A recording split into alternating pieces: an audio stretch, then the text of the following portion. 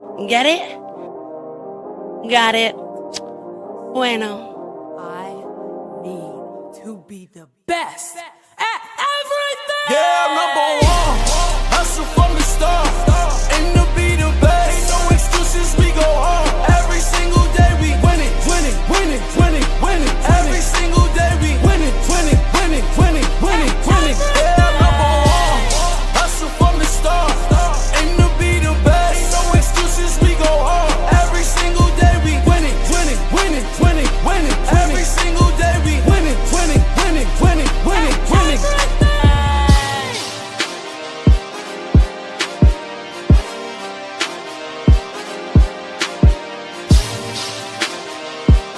Get it? Got it. Bueno. Yeah, number one.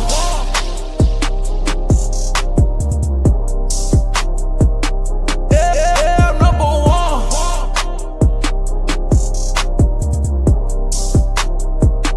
Yeah, number one.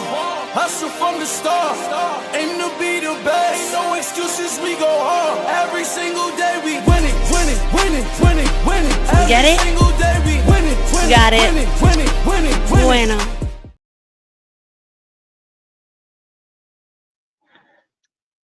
Yes, yes, indeed. Get it, got it. Bueno, she is number one.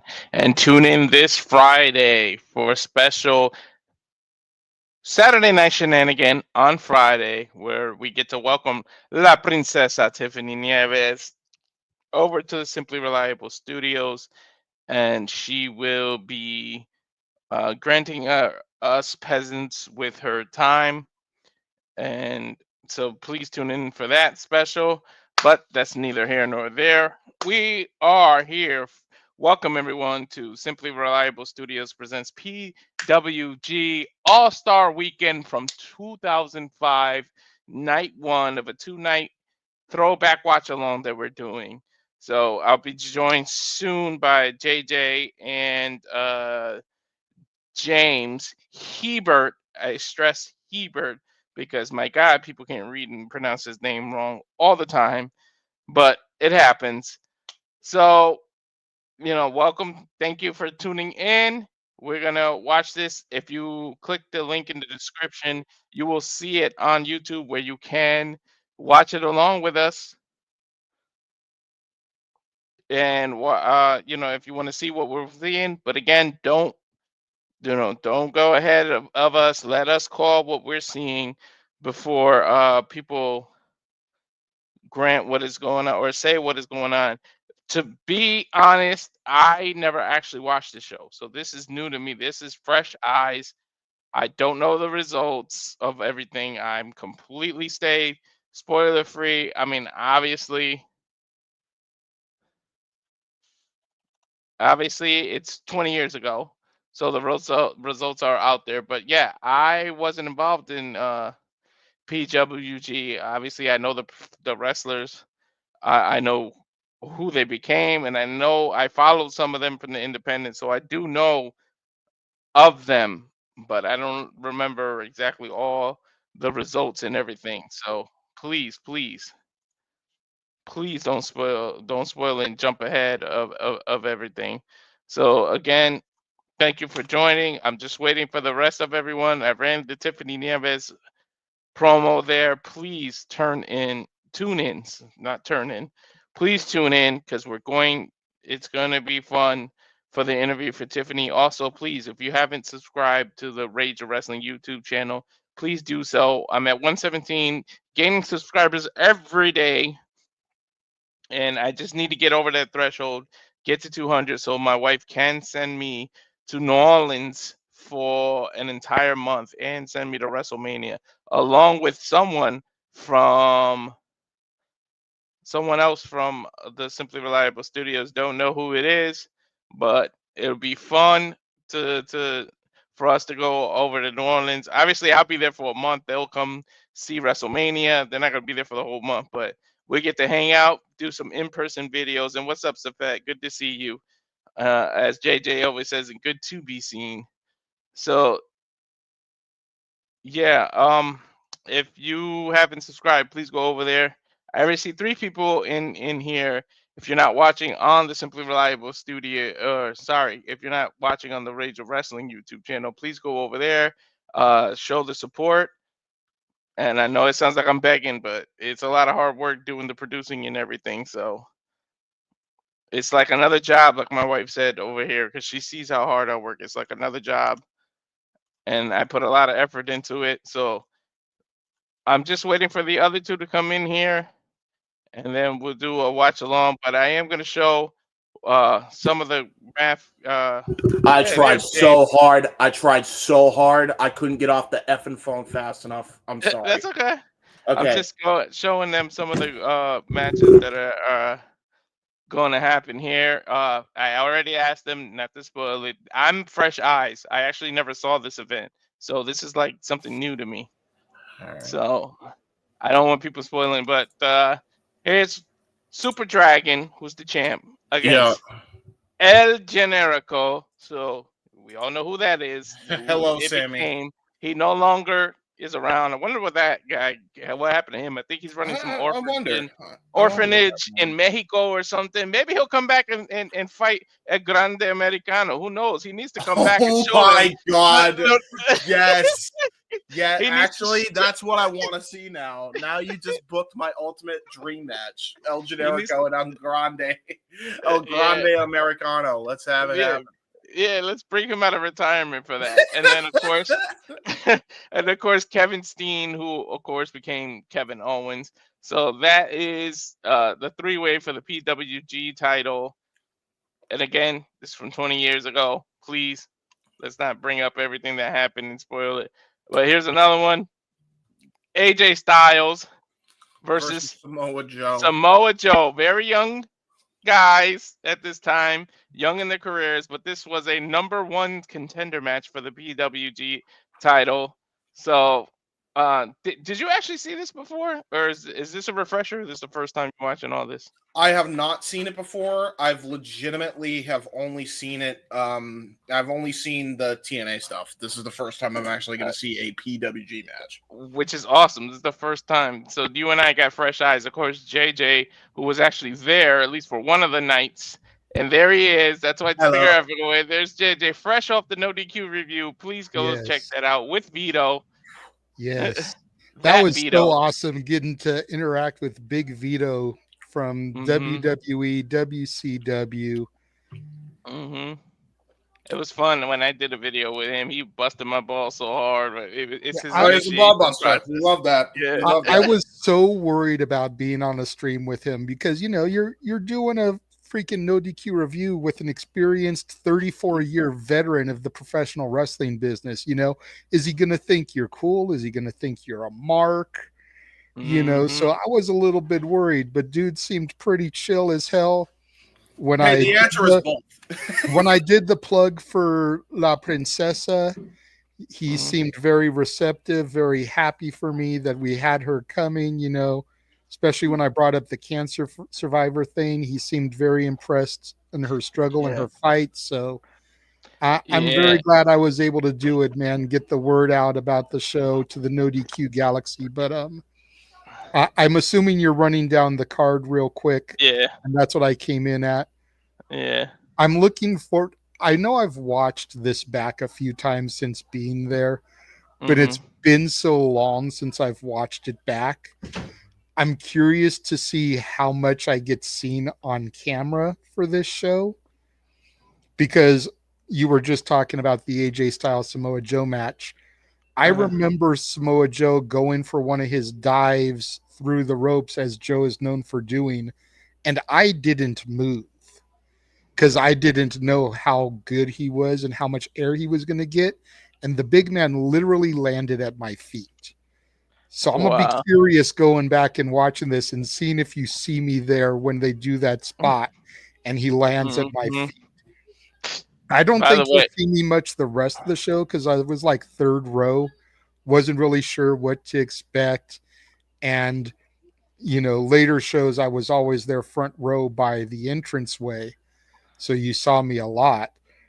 But I'm curious to see how much you're going to see me on this show and Jeff, because we always sat opposite. I was on the entrance side of the ring. He was on the other side of the ring. So you might see him in the no DQ crew more than you see me. Oh, okay. All right. And by the way, Vito, if you tuned in, I'm not from Tulsa. I'm from Connecticut. You've been in a video with me, and you private chat me. You just probably don't remember because it's been so long. It doesn't matter where you're from, even if you don't want people knowing what you do and where you're from. So let the family try and clean things up for you. You know, you're from Tulsa. Ain't no one gonna be, if they try to look for you in Tulsa, they ain't gonna find you in Tulsa. So let them look for you in Tulsa. I'm in Tulsa, yeah, Oklahoma. Think about it, man. But anyways, continue. I don't want to completely derail the flow that you've got going on here. I see I already drove James to be an icon. What's that song? Well, no, I just eating. I'm eating food. That's all I'm doing. But can you do me a favor? Can you do me a favor, JJ? Let Vito know I might have somebody he might need to take care of. I'm joking, obviously. No, I know you're joking, but you know what? I don't know if Big Vito is going to tune into this because Walter did shill it. I don't know if he's going to tune into the thing on Friday because I did shill it. But Big Vito, if you're watching this, again, it was an honor and a privilege to sit next to you on the review, listen to your words of wisdom, your experience, your knowledge. I followed you via my Casa D18 Studio X account. We'd love to have you come on an episode of the Shenanigans one day in the future and just drop knowledge like you did in the review for us and our fans. Mm-hmm. So if you see this, great. If not, I'm going to try and reach out to you over time and see if we can't connect and set up a time and a place for you to come on, because some of the shit that you were saying, man, I think was just mind numbing. And to hear it from a 34-year vet, I think our audience would soak that up. It'd be like going to a wrestling seminar.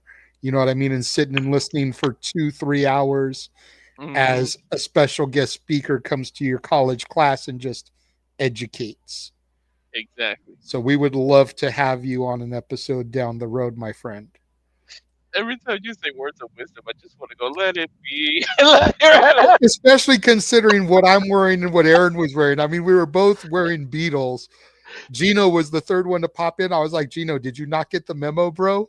Me and Aaron got the Beatles. Where's your Beatles gear? And then he was like, oh, I take the CM Punk philosophy when it comes to Beatles. I was like, oh. I figured that's why y'all put it on. I said, I was busting y'all balls, and I retweeted the promo and said, do you guys need a hug? Because I know how big.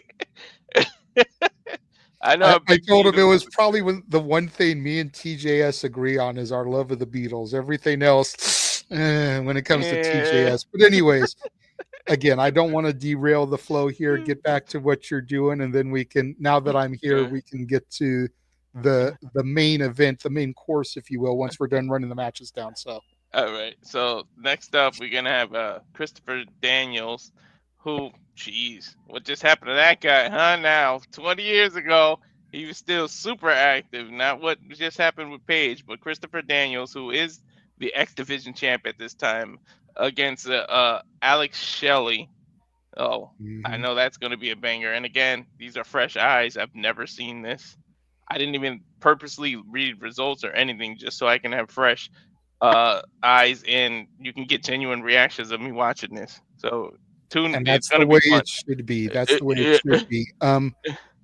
Just as an FYI, the way that I sent the image in the graphic chat, that's the order of the matches. Just so you know, because I actually had to edit it, but the graphic originally said match 1, match 2, match 3. But in order to make them YouTube friendly, I had to crop it down a little bit. But the order they are in the graphics chat, that's the order of the matches for when you go to do the display. Okay, cool. Running them down, previewing it like this, whatever is whatever. But just so you know, when it goes to doing the display, that's the order of the matches. Awesome. But yeah, this was cool because I want to say it was the first time I saw the X Division Championship defended live. I had met Kazarian at a UPW independent wrestling show when he was X Division champion. But if my recollection serves me correctly, he didn't defend the title on that show. He just wrestled whatever match he was there for, which is why I had to ask him after the show, like, hey, I'm surprised you don't have the belt out here, man, posing for pictures like you're the champ. And he was like, just a second, went to the back, got the belt, and that's the picture I have with Kazarian with the X Division title. It's because I basically provoked him to go get the belt and take some pictures. And it's the version you got behind you, right? Yes, sir. That's why I wanted that belt. That's the version Christopher Daniels has here. You know, the superstars that I saw defend this title are the reason why I wanted this title. Frankie Kazarian, Christopher Daniels, AJ Styles, you know, Samoa Joe, even going back to like Low Key and Amazing Red is like, this is that title. And that's why I wanted it so bad, because it represented that era of no limits. Awesome. All right. So then I'm going to here's a lot of Quicksilver, the Scorpio Sky, and speaking of, Frankie Kazarian against Joey Ryan, Scott Loss, and Chris Bosh, a very young Kazarian. Wow. Wow. Dude, it's amazing how long he's been in the business. Like, and Scorpio Sky too. You're gonna watch this match, and right out the gate, you're not gonna recognize Scorpio Sky because he's still wearing a lucha mask at this point. This match kind of started the whole year-long rivalry between him and Scott Lost that ended at the end of the year with the I Quit match that the two had in PWG. I see. Kind of went from this to a few months later, Aerial Express, Sky and Quicksilver winning the tag titles. Scott Lost ripping the mask off of Sky, despite the fact that they didn't lose the match, so he didn't have to lose the mask. Yeah. Scott just being that dastardly of a heel and ripping it off of him, to then getting to the I Quit match that culminated at the end of the year. This was kind of the start of that whole rivalry. Wow. Oh, there you go. Wow. You know, Joey Ryan, I know, is a polarizing name in professional wrestling now. Back then, not so much. Yeah. Back then, he was still the technical wizard coming out with like a Jedi cloak. You know, his T-shirt that I bought was very Return of the Jedi inspired with his logo. Yeah. So completely different gimmick. Chris Bosh, what's up, Cleaver? Good to see you here supporting. Awesome job hosting the review as always. Chris Bosh is one of those names like what could have been. He was so good, so arrogant of a heel. You know, their tag team, him and Lost, was called Arrogance, a play off the model Rick Martel's perfume spray. Used the model's entrance theme as his music. They were so good, and had Bosh, I think it was injuries, but had Bosh not had what happened to him happen, who knows where he could have been, considering the names that are on this card and where they ended up, whether it was TNA, AEW, WWE. Bosh could have been on that same level, honestly. Yeah. I think it was injuries, if I remember correctly. I think it was his neck, actually, if I remember correctly. I don't recall, honestly. And then, so the next one we'll talk about, which is what I'm really, really, really looking forward to.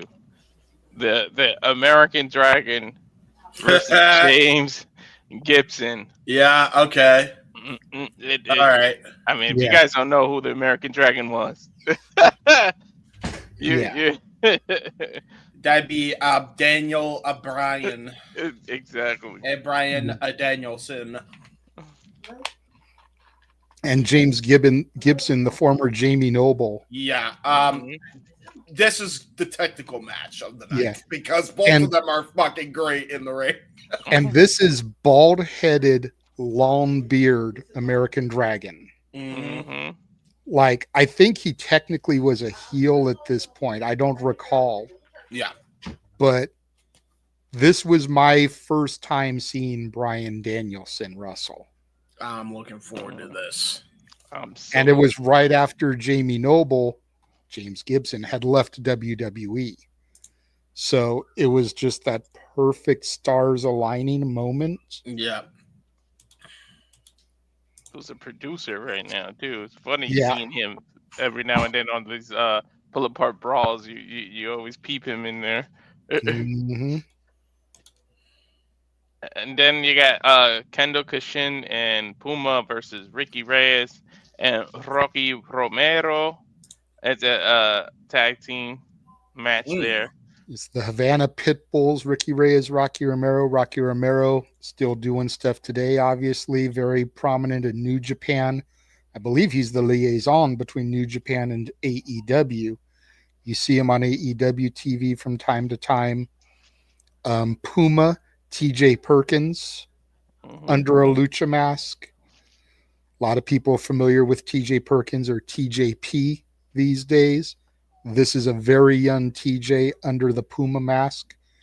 Kendo Kashin, I'm still not really familiar with. I want to say this was the only time I ever saw him. Don't know a whole lot about him. But Ricky Reyes and Rocky Romero, man, the Havana Pitbulls, that's kind of where I first got introduced really to Rage Against the Machine. I know they had existed for a while, and I'd probably heard their music, but them using Bulls on Parade is like what really sticks in my mind as far as, being introduced to Rage. I'm not gonna lie, Kendo Kashin is the only one I really don't know who he is out of all the. He was the only one I'm like, who is that? But I'm interested. I'm interested in this show. This looks like a damn good card. Exactly. Look at this. Johnny Storm and Petey Williams. Mm-hmm. Who's Johnny Storm? Johnny Storm is a British wrestler. Ironically, he's the guy who we owe the thanks and the debt of gratitude for posting these shows on YouTube. It's his YouTube channel that I got the videos from. You're kidding me. Is it Nope. really? Yeah. Oh, wow. Okay. If you really do some deep diving, there are not a whole lot of PWG full shows out there on YouTube, but because he's on the card, I guess he got permission from PWG and High Spots to post it. And that's how we're able to access these to do these. It's because they're on his YouTube channel. He was on night 1 and night 2. Makes sense. Okay. Petey Williams, of course, the Canadian Destroyer. Another man who held this belt that I hold in such reverence. As I like to call him, my Canadian brother from another mother. Yeah. Really looking forward to rewinding this one back. It's going to be a good one. Oh, yeah.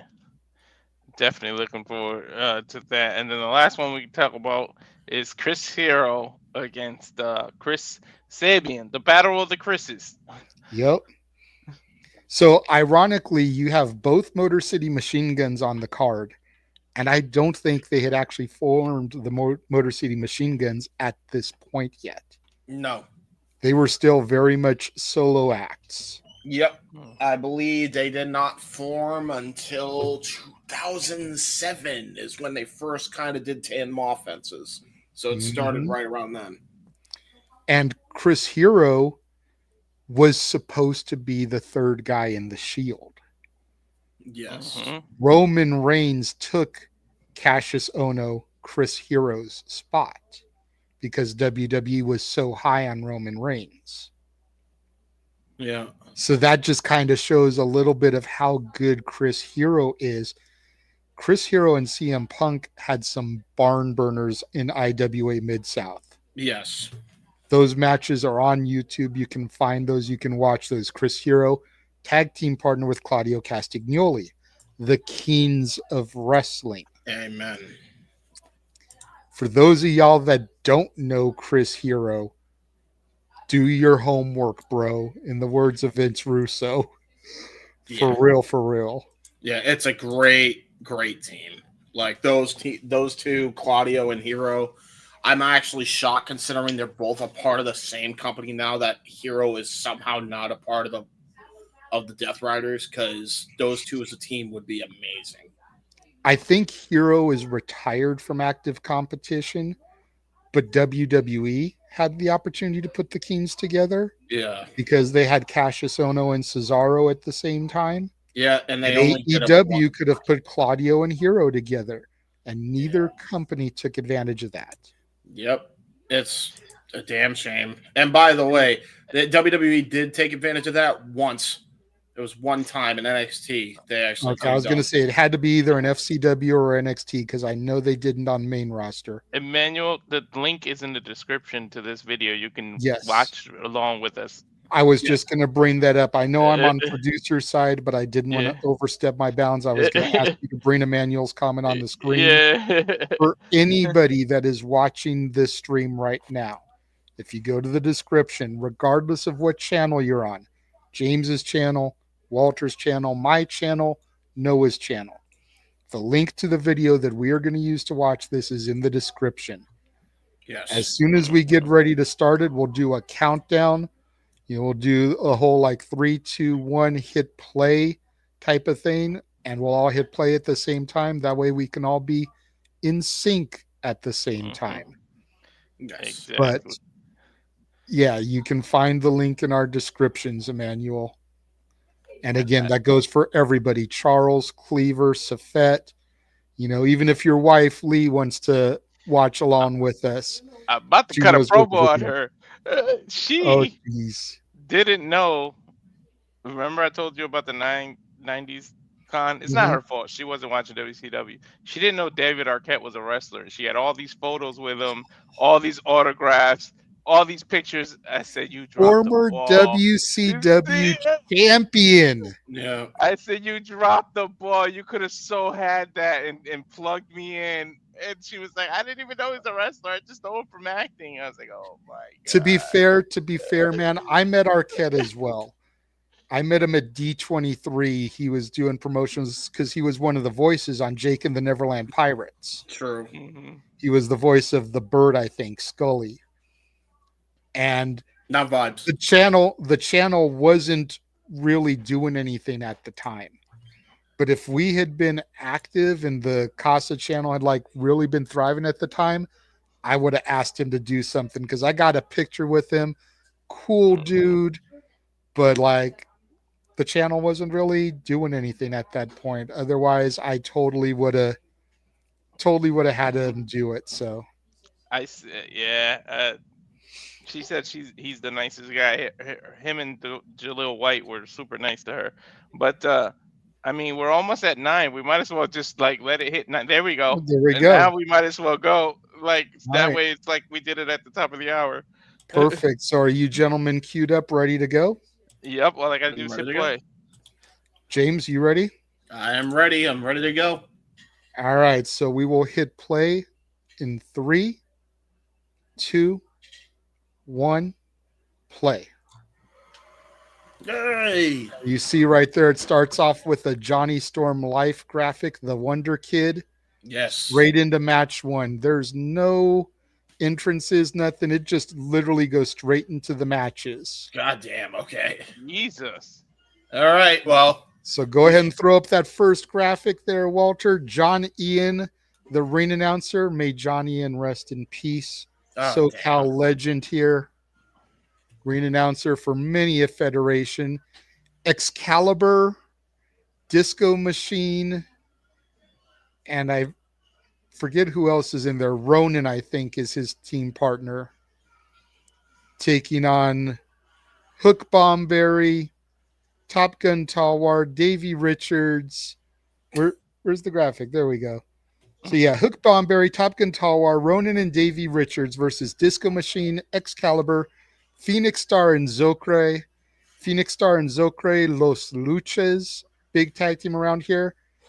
Excalibur in the all-black bodysuit, still wearing the same mask you see him wear at the AEW announcement position. Excalibur starting things off with Top Gun Talwar. I'm laughing at how redundant it is. I don't know why I created banners when the little graphics are the names of the matches. It's all good. I that was my call. I was like, well, we kind of established that that's kind of what we do, so why not just that's fair. That's fair. Plus, I mean, if we ever do post a video with the video up here, like I did for some of the La Princesa matches, still got the ticker to show the names. Yeah. Oh, nice shove there by Excalibur. Not wasting any time with this guy. Top Gun Talwar was one of those comedic wrestlers, you know. Dude came out to Kenny Loggins' Danger Zone from the movie Top Gun. Of course he does, which is on his tights, by the way. Of course. And if you look at the logo on his chest, it's very much Top Gun inspired there. Oh, he's a maverick. Here's the real question. Can he wrestle better than he can do commentary? Because his commentary, woo! Excalibur is not a horrible commentator. I just think he's too gimmicky because he still wears the mask and everything, much like Lawler all those years still had the crown and tights. For the record, he had a really good pinning combination, but another one followed up here by what's his face? Top Gun Talwar. Top Gun Talwar. Top Gun Talwar and Hook Bomberry would later on become a tag team called Gunning for Hookers. So how now we got Disco Machine in the ring. How loose were the ropes? Because they look pretty.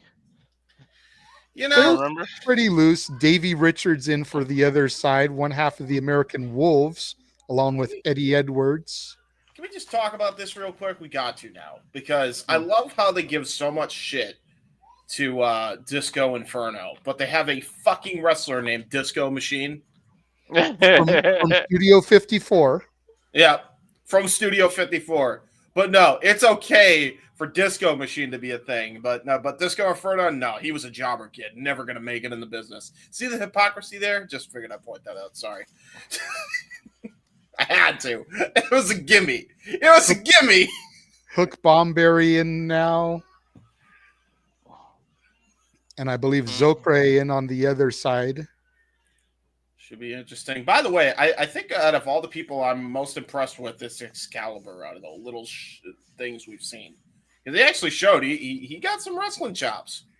Excalibur was actually a decent wrestler. Him, Super Dragon, and Disco Machine made up a stable called the S.B.S. Yes, well, there was an incident with those infamous three gentlemen that you just mentioned. Fun fact, this is the first Excalibur match I've ever seen. So this is the first time I'm seeing him wrestle. I think it's a lot of people's first time seeing Excalibur. So many people are used to seeing him as a commentator these days. Ooh. And they don't realize that he actually was a pretty well-established independent wrestler out here in SoCal. Very good tilt-a-whirl backbreaker here by the Luchador. Now going for a tilt-a-whirl head scissors. Got all of it. Whoo! And now he's not even anywhere near his corner. Crawls back desperately to try to get a tag. Yeah, what the hell was that? Here comes, I believe, Phoenix Star in. Hook Bomberry still in for the other side. Here comes Top Gun Talwar. It looks like we might be going for a double team move here by the Luchas. Ooh, double stomp to both individuals. Very nice. A single double stop. That was pretty cool. I like that. That was very nice. Right Ronin in now. Ronin would get chants from the crowd of Hello Kitty because of his mask there. I totally see it too. Hello Kitty was around in 2005? Dude, Hello Kitty's been around for a minute, bro. Was it? Yes. I thought that was a freaking Gen Z thing. No.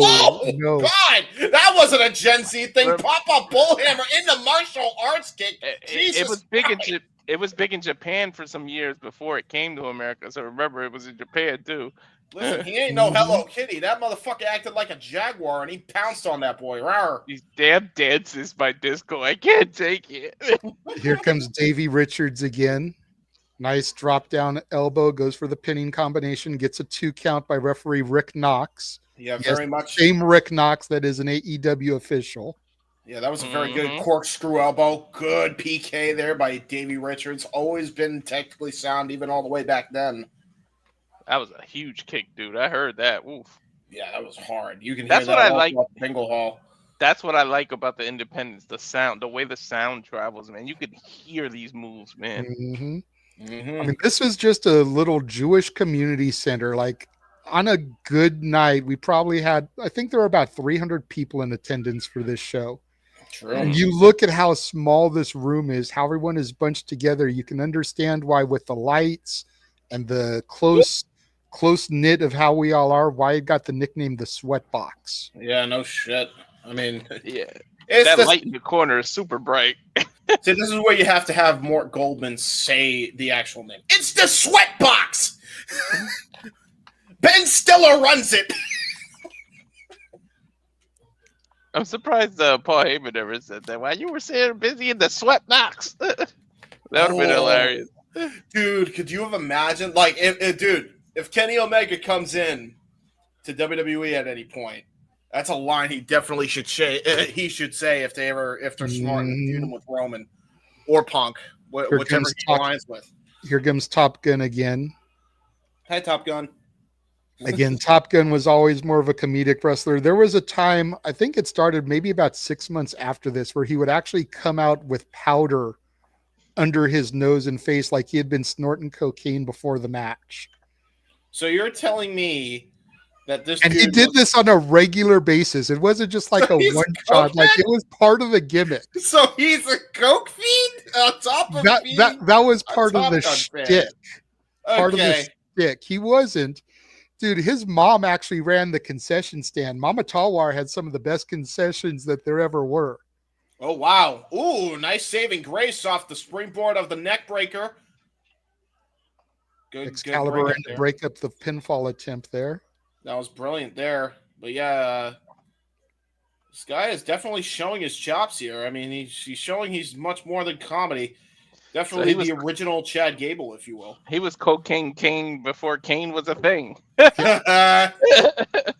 Ooh, good Pele kick right to the back of the head.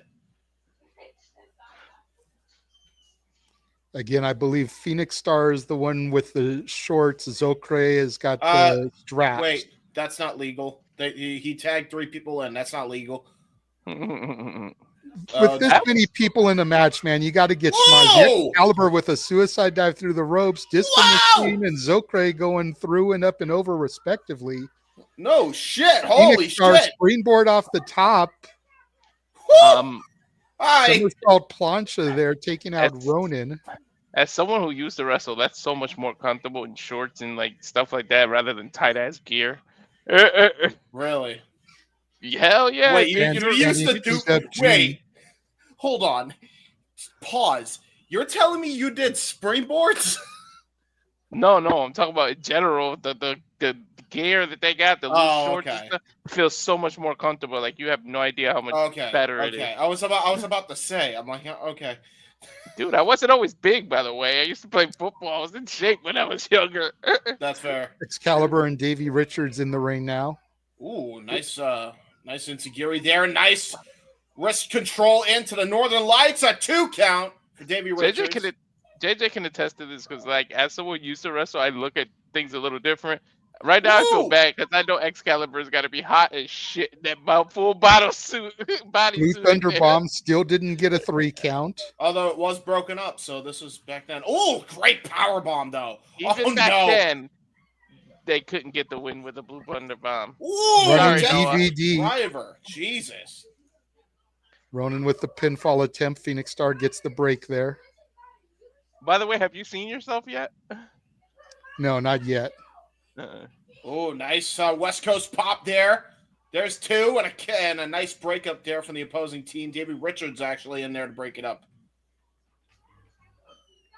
And now we've gone full-on Lucha rules here in this PWG tag match. Forearm exchanges. Got Hook Bomberry right now and Phoenix Star throwing punches. Nice Michinoku driver by Hook Bomberry.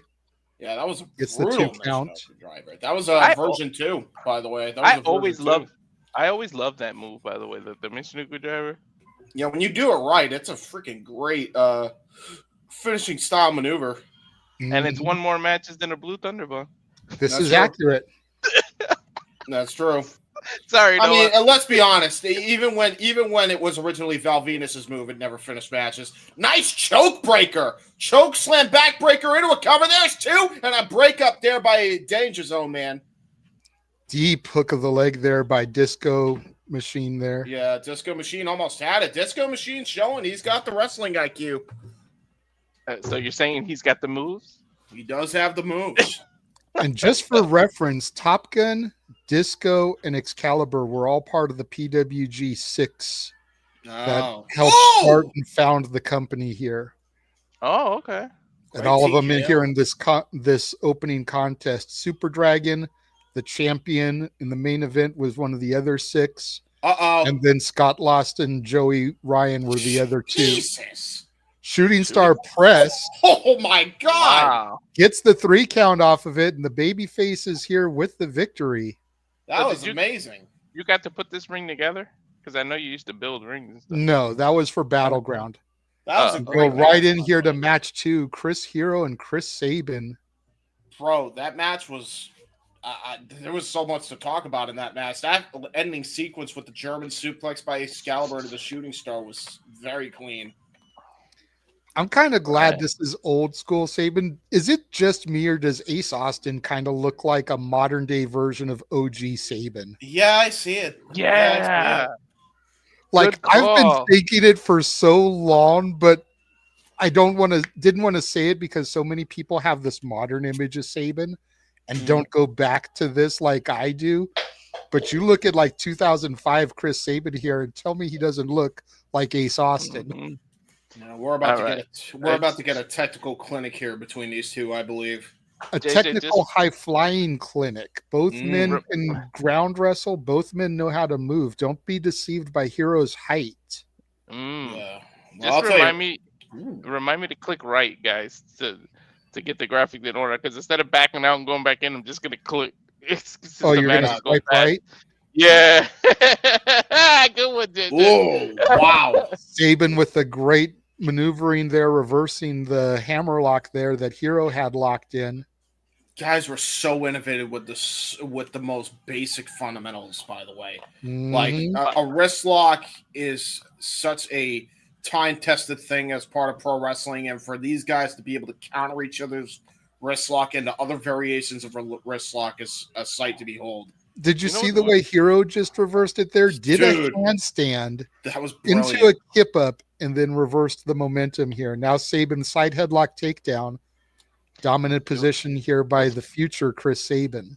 What's funny is we do all this watch-alongs and everything. Watching this makes me miss wrestling so much, like physically doing it. Dude, you and me both, man. This was the time when I was wrestling full time.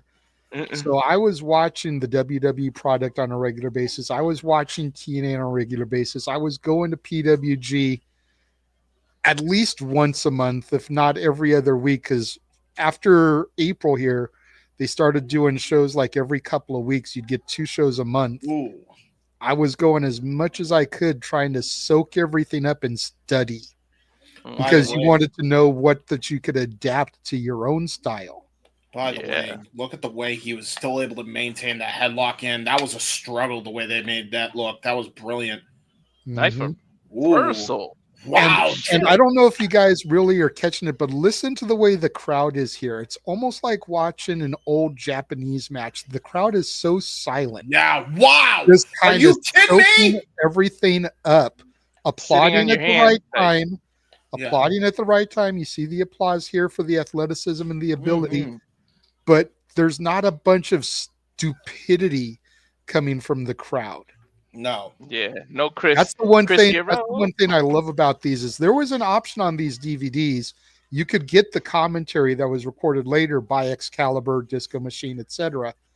But the version that Johnny Storm's put up here, there's no commentary. You're just kind of taking it all in the way it felt watching it live. Nice.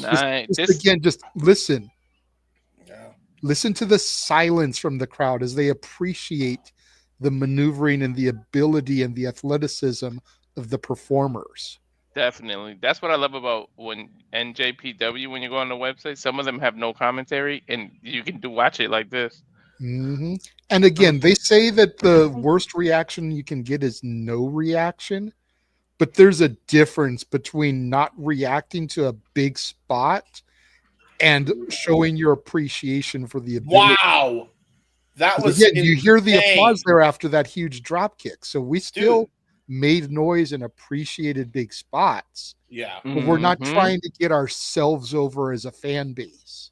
You know what's Definitely. amazing about that is, again, Hero's a very tall guy. He's deceivingly tall. And for him to be able to pull off that drop-down drop kick, like that's a basic stuff you learn in wrestling school.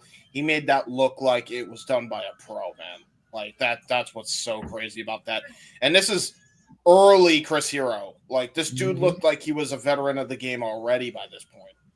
Yeah, this is a Chris Hero that had just pretty much come off the circuit with Punk.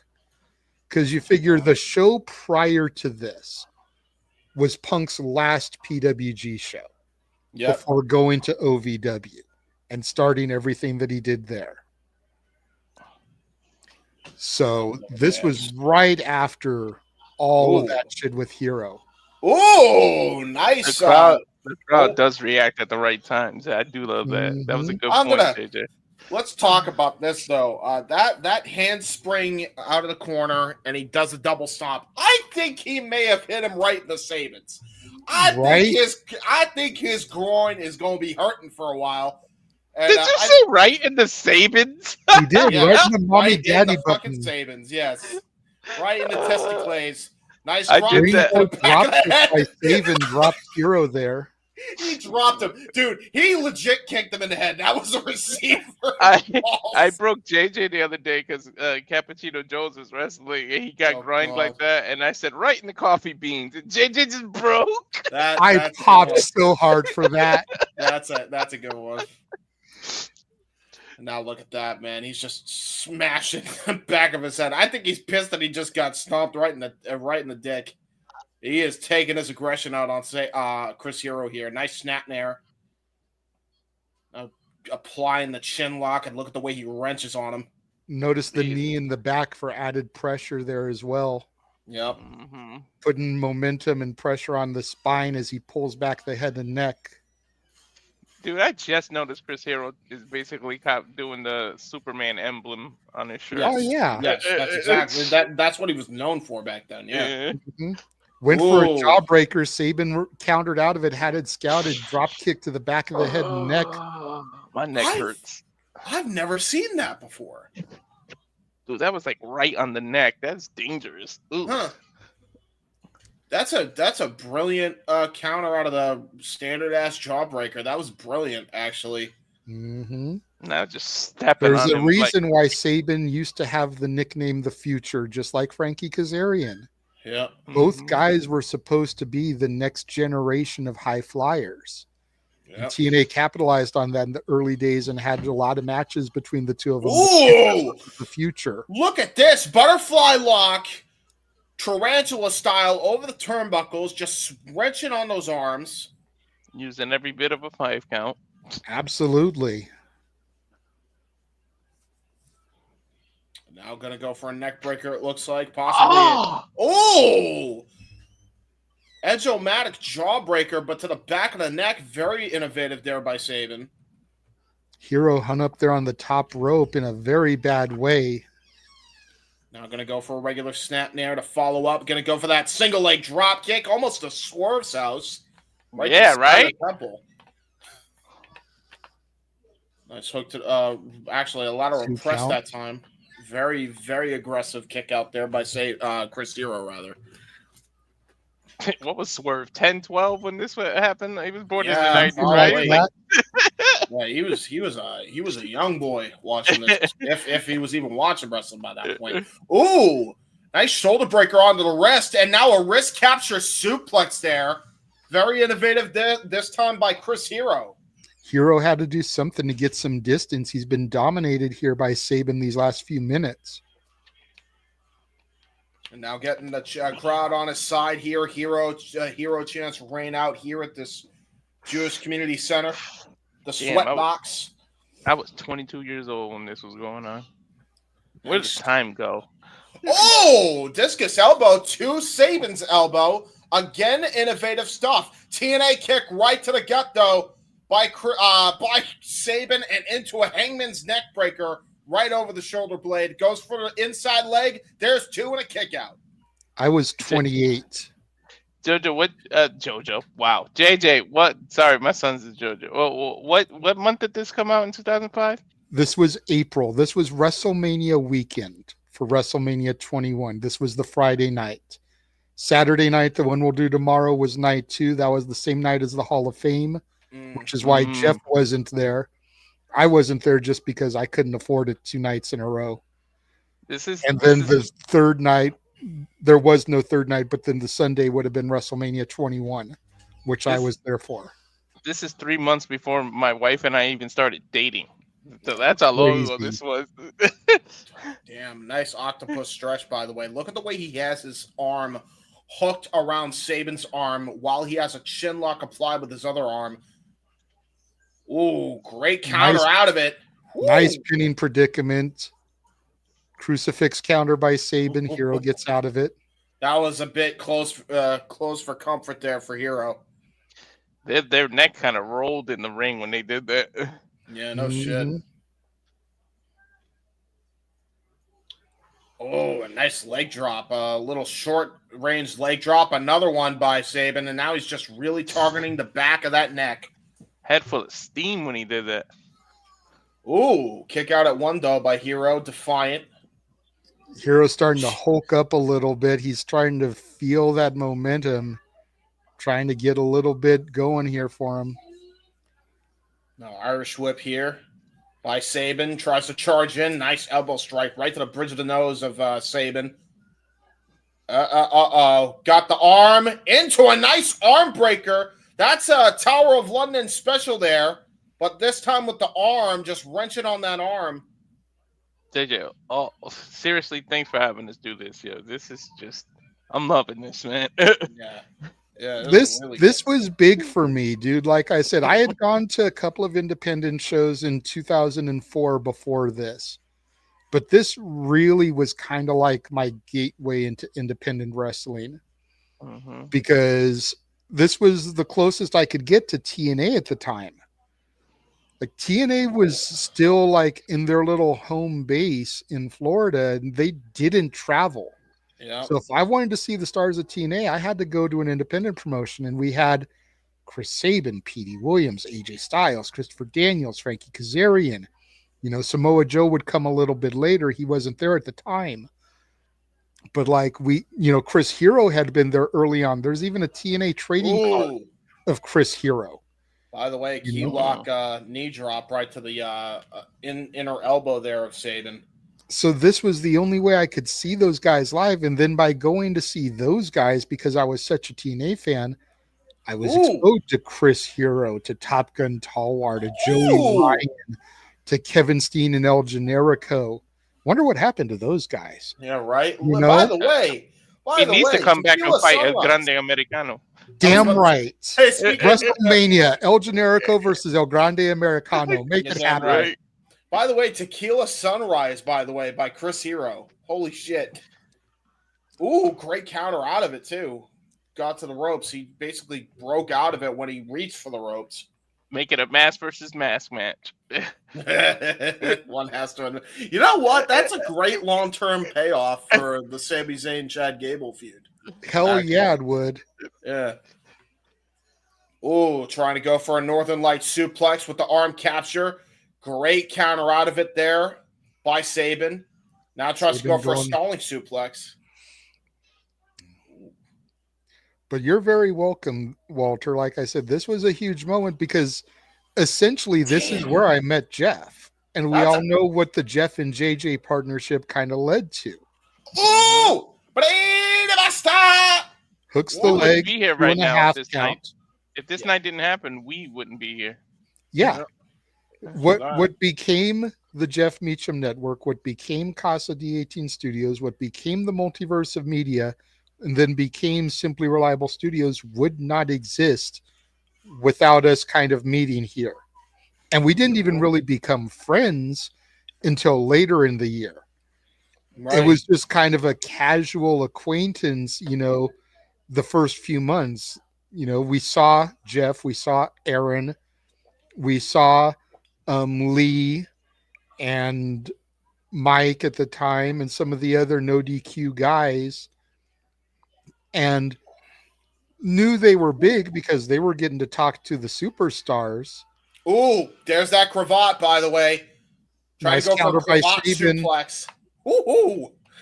I'm liking this. I knew immediately what Sabin was. Hero was trying to go for with a cravat suplex.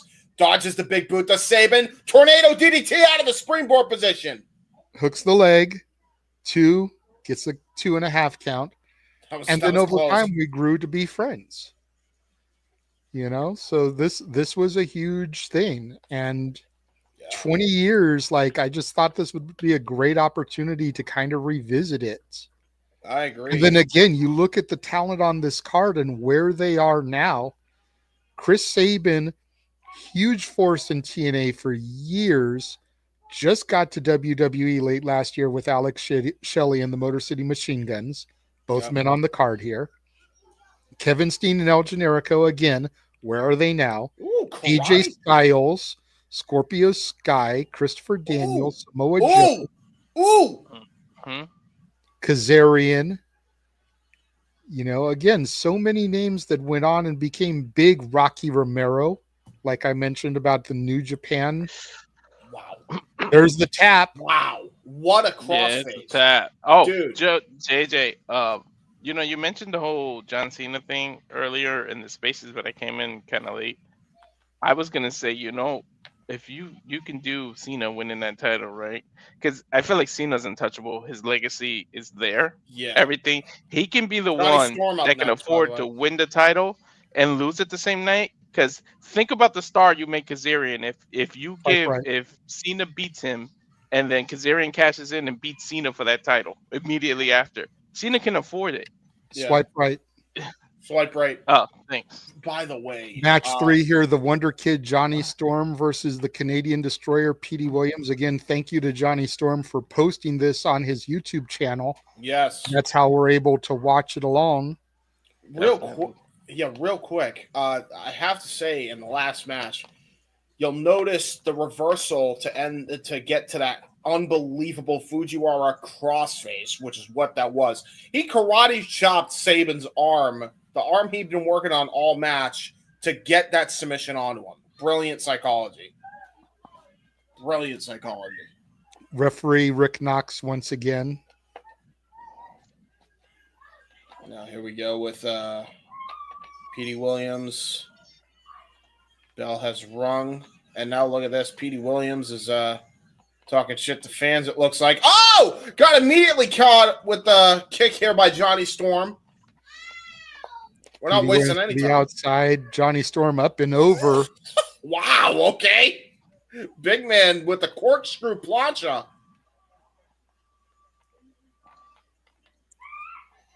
That was amazing. That was really clean, too, by the way. You'll notice how hard they hit those, by the way. Like, they did not pull punches. That was no. And you notice there's no mats outside the ring. It is just a basketball court. Oh my God. It is hardwood. Well, speaking of hardwood, he just got a leg drop right onto the apron with a leg drop. And now here we go. We're just fast and furious from the opening bell here. Johnny Storm with an excellent arm drag. Steamboat-esque. Yeah, it was. What an exchange right out of the early going by these guys, by the way. I'm shocked Johnny Storm is not doing more in wrestling with just a little I've seen of him here.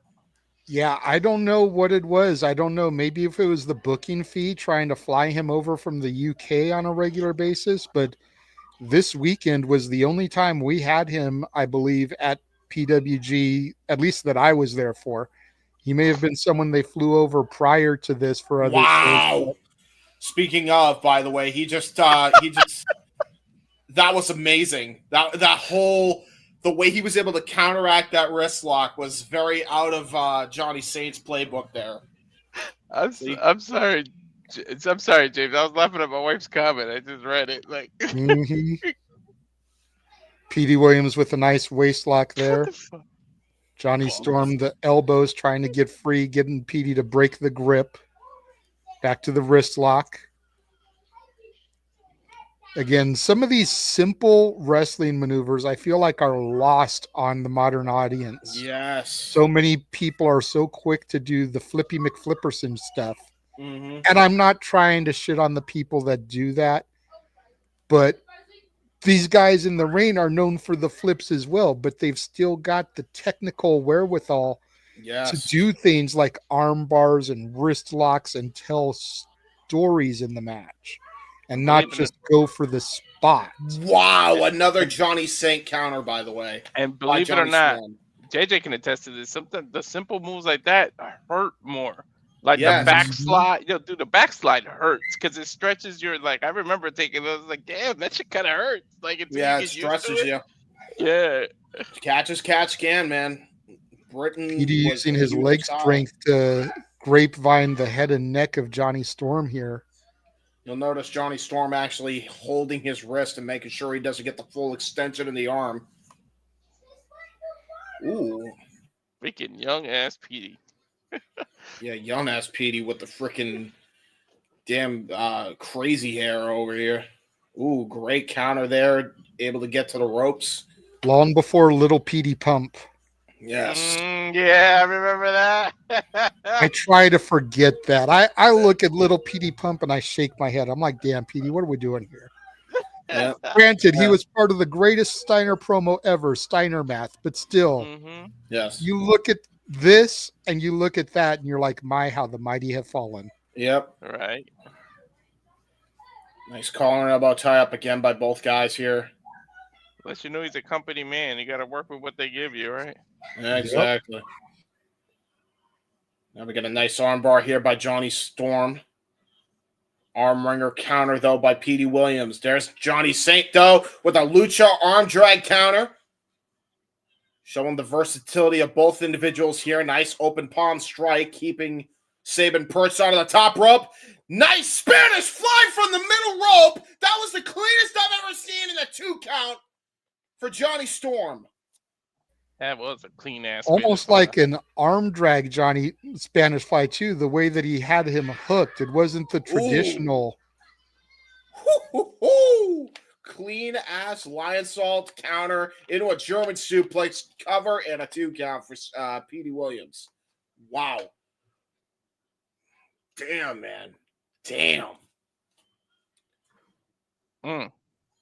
Nice snap nair into a single leg drop kick right to the back of the head. There's a 2 count.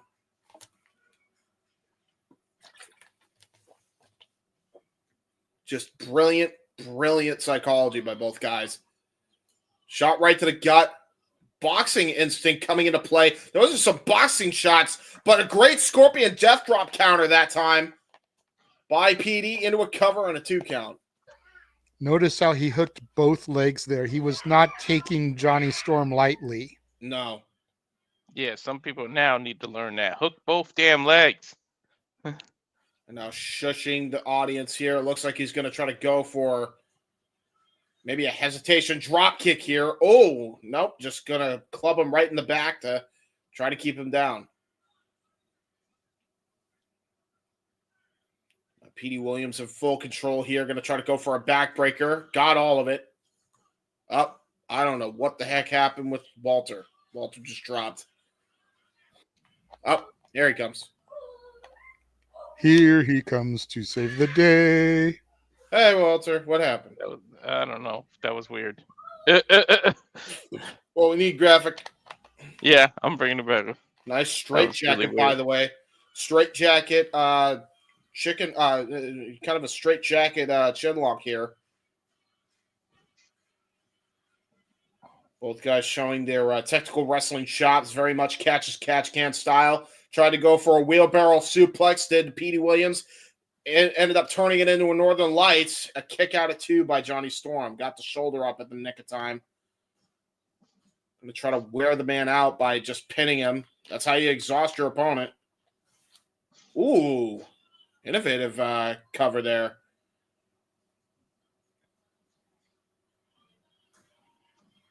There's a lot of innovative offense. Yeah, that's what I'm noticing. Like, honestly, I'm shocked with, we talk about like wrestling evolving. I look at stuff like this and I'm wondering, has wrestling devolved? Because like these guys are, we should be seeing more of this type of like technical wizardry here, and especially the psychology of said technical matches. Because like what Jonny and Petey are doing here like makes a lot of sense psychologically. We should be seeing more like quote unquote botches and mess ups. This is An independent indie wrestling. We see Yeah. more on actual national TV now than this. This was way cleaner. Wow! Are you kidding me? Springboard, reverse out of the German attempt into a freaking spring out of that into a DDT. That was the cleanest I've ever seen. Just to say, speaking of clean, that DDT was crazy. In a lot of ways, I think you're right there in how professional wrestling has devolved. Mm-hmm. Yeah. Because, again, you look at how long these matches are going. And yeah, it's about the same length of time that AEW gives their matches. But AEW fills their stuff with all the high fly stuff. And rarely do you get matches that are this technically sound. Look at the way they're striking, too, by the way. God damn. Yeah. Springboard into a Hurricane Rana there by Johnny Storm, bouncing off both middle ropes. Dude, he pulled a Grand Metalik before Grand Metalik was even a thing. Ring psychology has definitely been lost. And now, oh no! Oh no! That's hilarious. Wow! Kicking his leg, using his arm into a shin breaker, into an enziguri, and Petey falls to the outside. And the sell by Petey was so brilliant. That's some Ric Flair-esque selling there. Shawn Michaels-esque selling from the Canadian Destroyer Petey Williams. We might see JJ here now that they're outside. Oh my god, dude. That is crazy. I see a dude with a slick back hair that looks like he's a mobster, but I don't think that's JJ.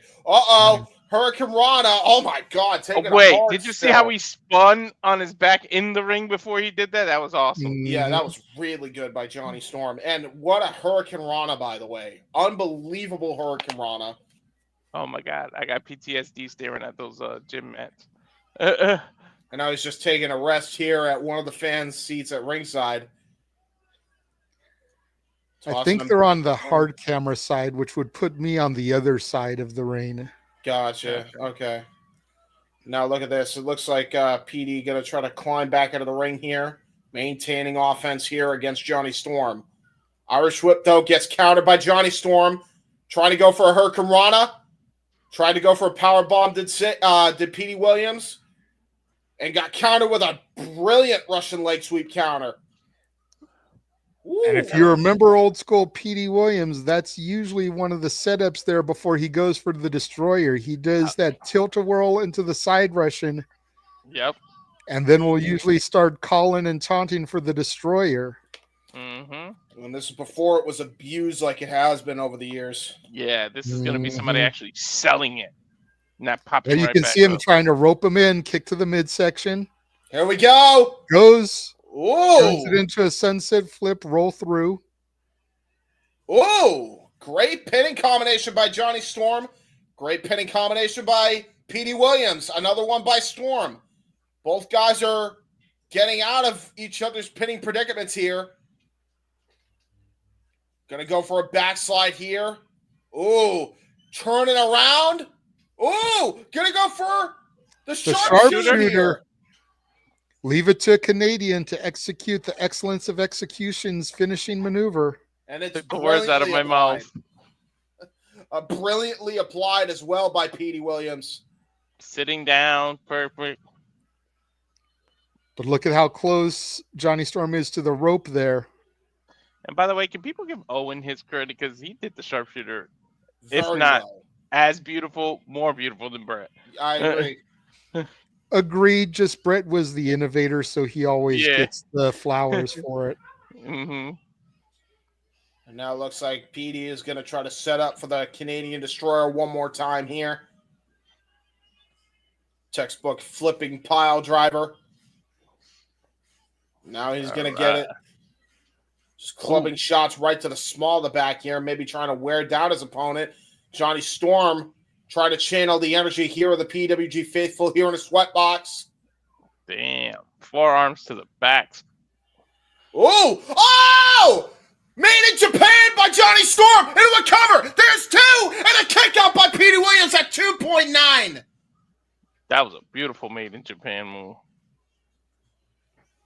Pump handle driver.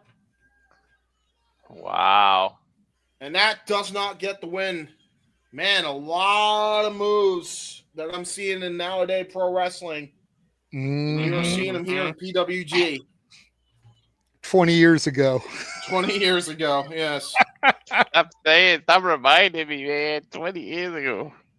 Trying to go for it. Looks like Johnny Storm was trying to go for his finish. Petey Williams able to counter it. Going to try to go for the Canadian Destroyer one more time. Great reversal, though. Out of it by Johnny Storm. Reversal out of the charging attack. Go ahead, Walter. Wasn't the smartest thing. He should have just did it instead of trying to call for it. That hesitation is what gave time. Oh my God! The hell did you hear that slap over the back? Of course, did indeed. Jesus criminy! And now look at that. Try to go for another springboard out of the corner as Johnny Storm. Oh my God! You're fucking me. No, you're fucking me. Petey Williams is not going to do this. He's not going to do this. A top rope Canadian Destroyer? Got countered. Trying to go for the Canadian Destroyer. Got countered. And Johnny Storm with an upset on Petey Williams. That was my biggest disappointment this night, is I didn't get to see the Canadian Destroyer live. You didn't want to ruin it for us. I didn't like that you didn't get to see it, but God, that fucking sequence was clean. Look at baby Rocky Romero. What the fuck? Dude, Rocky Romero, brother. Holy shit. You have changed. A little bit older, a little bit wiser, a little bit more of a grizzled young vet. But still a badass motherfucker back here. Oh, yeah. Wonder what Ricky Reyes is up to now. Like I said, I think he's retired. Damn, man. Puma there with the yellow stripes on his tights. Kendo Kashin with the dress shirt and pants. Thank you, because Kendo is the only person in this whole both nights that I don't know. Rocky Romero a little bit leaner. Ricky Reyes a little bit more chunkier cheeks and everything as far as the Havana Pitbulls go. Well, I'll tell you right now, it looks like Kendo and Puma aren't getting along really well here. They're arguing over who's starting. Kendo Kashin's going to start against Rocky Romero. Dude, he forced Puma out. Here's the bell. He pushed him out like, yep, you ain't starting. Rocky Romero getting the tag right away, brings in Puma. Well, there we go. I guess we're getting the tag. So Rocky Romero and Puma actually going to start this contest here. So we're going to go. If I remember correctly, a few months down the road, Puma was kind of made an honorary Pitbull. Ooh, looks like look at this, by the way. That's a nice martial art kick by Rocky. The way he kicks is like the martial art style. I was about to say, we got a little bit of an MMA standoff here. Now going into the test of strength, a little bit of wrestling now coming into play here. Ooh, nice fireman's carry. Great fireman's carry. And again, starting things off simple with the fundamentals, very much catch as catch can, Greco-Roman takedowns and maneuvers and reversals, snapmare by Romero. Bro, what is going on here? This am I it's watching a wrestling clinic, James? I was about to say, are we watching Benoit and Angle? What the hell did I just? Hard to keep up, huh? Yeah. Just think, this was 2 nights before Angle and Michaels. Yeah. Mm-hmm.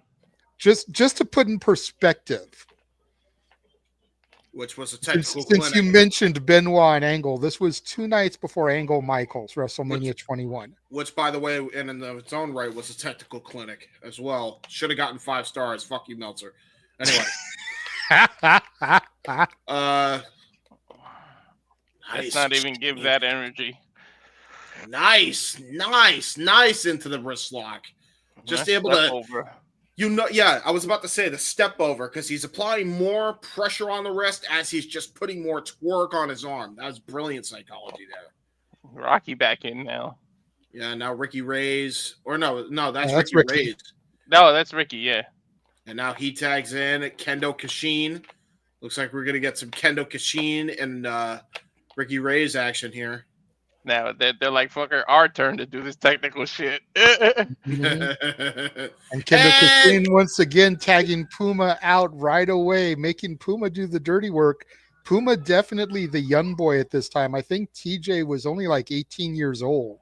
And now there's a flip Very off, much a young boy in the industry. And you think about where TJP is today. Yeah. World traveled. Yep. He's killing it in Japan right now. Yeah, he is. Part of the United Empire right now in New Japan. Mm-hmm. Nice. Ooh, nice Northern Lights out of the capture suplex arm ringer there, and now keeps that arm by Ricky Reyes. One of the few times maintaining the wrist control the whole time, to your point, James. Yep. Yeah. One of the few times you see a Northern not go into a pinning combo. That was a release Northern Lights, and now I'm going to just keep that arm wrenched here. Referee going to try to go for the 5 count here. No, War Hero. We're watching PWG from 20 years ago. It's retro today. Ooh, nice jump over, leap over. But the link is in the description if you want to follow along what we're watching. Check out the description. Yeah, I was about to say, yeah. I would, if I were you, I would wait and queue up to the match that's after this, though, so that you're completely caught up. Otherwise, it's going to be hard to synchronize with that. Holy lariat by Ricky Reyes. He just absolutely floored Puma. Just like holy lariat? Yeah, dude. Holy lariat, Batman. Dude, he Holy rusted metal, Batman. The ground, it's metal. Water, it's rusted, and, full of holes, holy. Yeah. Right, okay. Yeah, freaking Puma's TJP, right? Because he just got floored. Holy shit. That was ridiculous, that lariat. Rocky Romero back in. Puma able to reverse out of it into a nice drop kick. Nice kip up, too, afterwards. The agility of Puma. Gonna go for a slam, trying to tag in Kendo Kashin. And now Kendo Kashin gonna go back into things here. Has Rocky Romero in their own corner there. And now look at that. Looks like Puma jumps off the apron. Ooh, okay. Kendo Kashin with a nice lean back over the ropes here. Brilliant maneuver. Almost think Puma's making sure Kendo can't tag him in right there while he was in their corner. It's like, nah, motherfucker, I've done all the work. You do something. Right. Yeah, Puma, the young pup.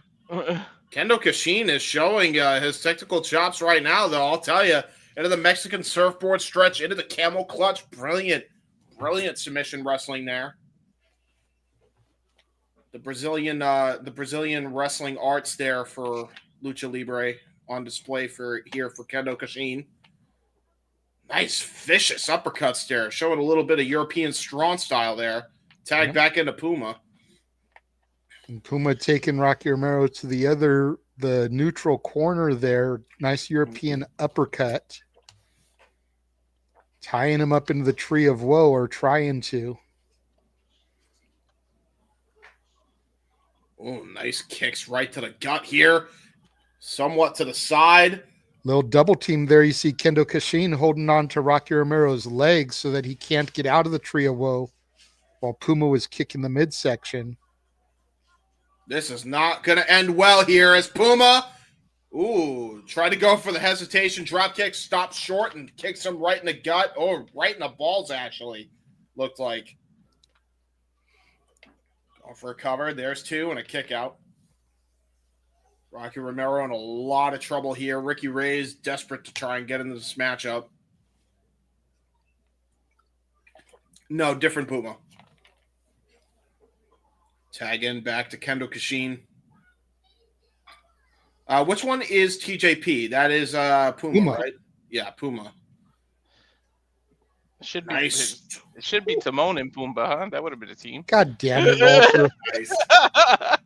Oh, great stalling. Have their team called Hakuna Matata?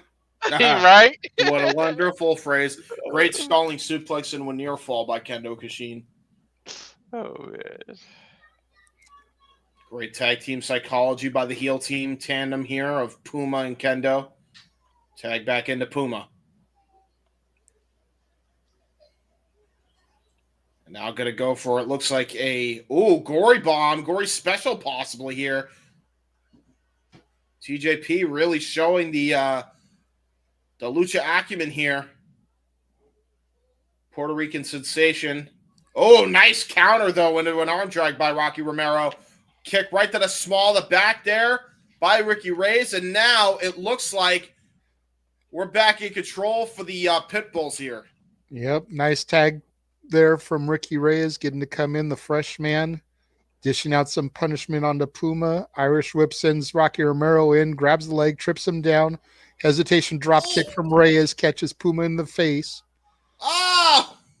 And now right got the grapefruits up against the ring post there. Yeah, I was about to say right in the Pumas. Now we got Ricky Reyes going right after Puma, TJP, in a world of trouble here.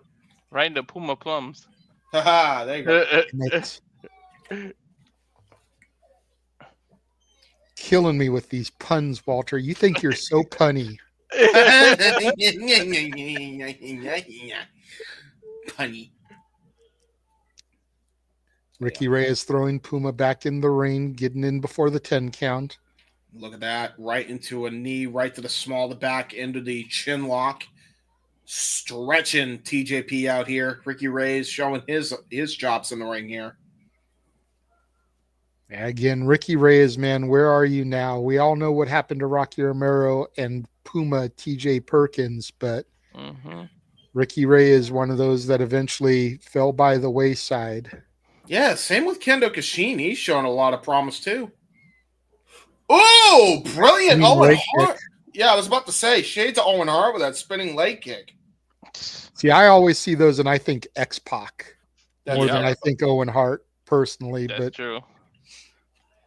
And now Rocky Romero back in with some buzzsaw-esque kicks to the back and chest of Puma.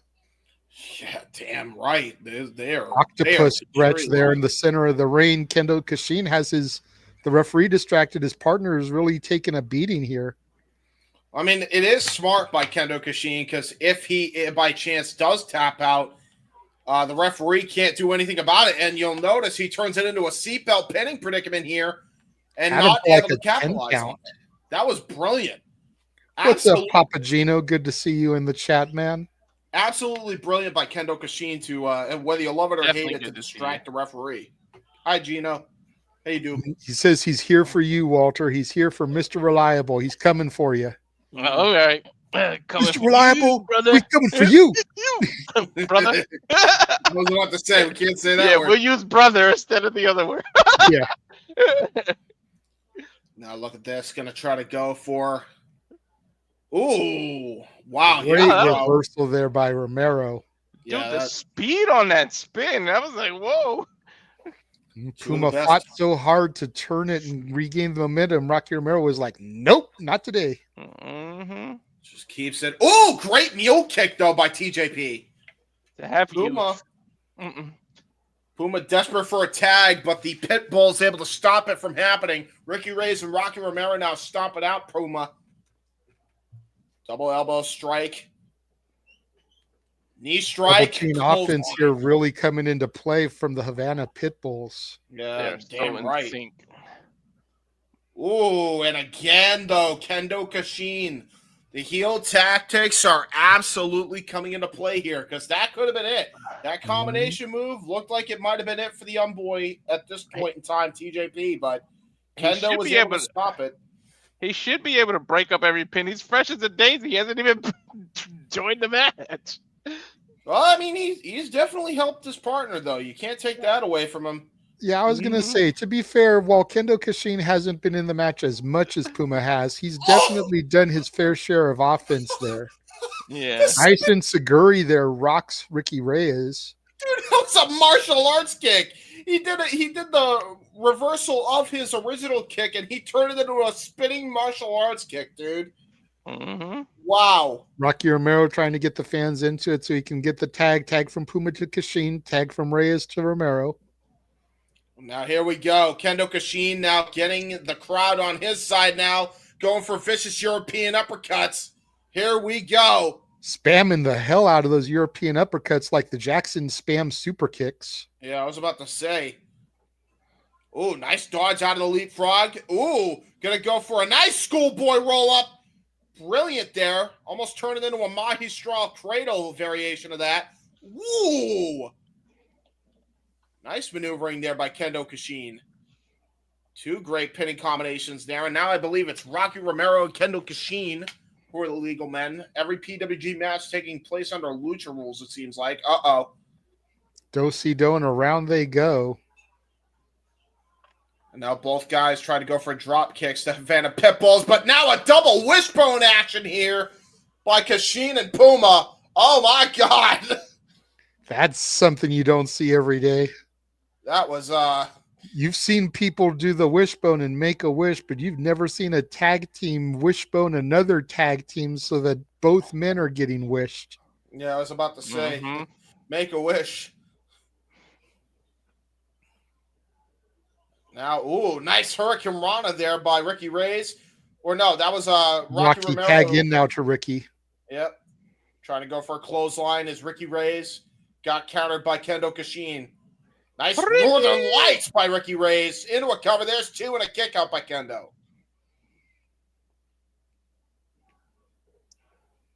Nice waist. These switches. Yeah, these switches are great. Oh! Low blow, one-way trip to Dick Kick City. Yep. Right in the Havanas. Right. And now look at that. Going right for a tag here to Puma. Now Puma going to try to go for a nice elbow strike, though. Counter there by Ricky Reyes. What the hell is that pinning combination by TJP? He was holding his hands, right? Yeah. That was an innovative backslide cover there. Nice tilt-a-whirl backbreaker, though, by the Havana Pitbull. And now Ricky Reyes into a nice powerbomb tilt-a-whirl. There's 2 count only. Shockingly, Puma able to kick out. That was brilliant there by Ricky Reyes. Yeah, nice spinning sit-out powerbomb there. To your point, Rocky Romero now gets the tag, comes in. You too, Pop Gino. Have a good one, man. Now look at this. Going to try to go for another powerbomb here. Maybe a gory special here. Razor's Edge. Powerbomb there by TJP into a cover on Rocky Romero. I can't believe that wasn't it. Yeah, no shit. Me neither. There's a lot of different moves here that we've seen so far. Great lucha tag match here. This is only the 4th match, by the way, y'all, out of 9. Yeah, you know. We're not even halfway through tonight. And you've already seen so much innovative shit. By the way, great deadly dive there by Rocky Romero, able to toss him off the turnbuckle. There's that headbutt. Oh, he got countered. Got countered into a cravat lock. Great counter out of the headlock here. What the hell did Kendo just do there? He had it under control. He had a cravat lock on. Could have ended the match with that submission potentially and gets himself in the middle of Puma possibly winning the match for his team. Tried to go for a sledgehammer, discus sledgehammer. Got countered with a freaking small package. There's 2. Oh, my God. How close was that? He almost just cost it for his team. I thought that was 3. Yeah, I did too. He waved it off last second. Great officiating here. Just bring back memories, JJ. You remember exactly where you were and everything? Vaguely. Like this match, I don't have a whole lot of recollection of, but some of the other matches I do. He just bumped into his partner out of that counter. And there's the cover. There's 3. Rocky Romero and Ricky Reyes got it. For real this time. Wow. I switched it before they even did. They're moving too fast. Yeah, right? Oh, Jesus. Okay. And if that was something, now you get the American Dragon, Bryan Danielson versus James Gibson, Jamie Noble. I'm so glad I put the banners in the order of the matches too. Made it easy. Bald-headed, long beard, like you said. Not as long as I thought it was, but still beard like.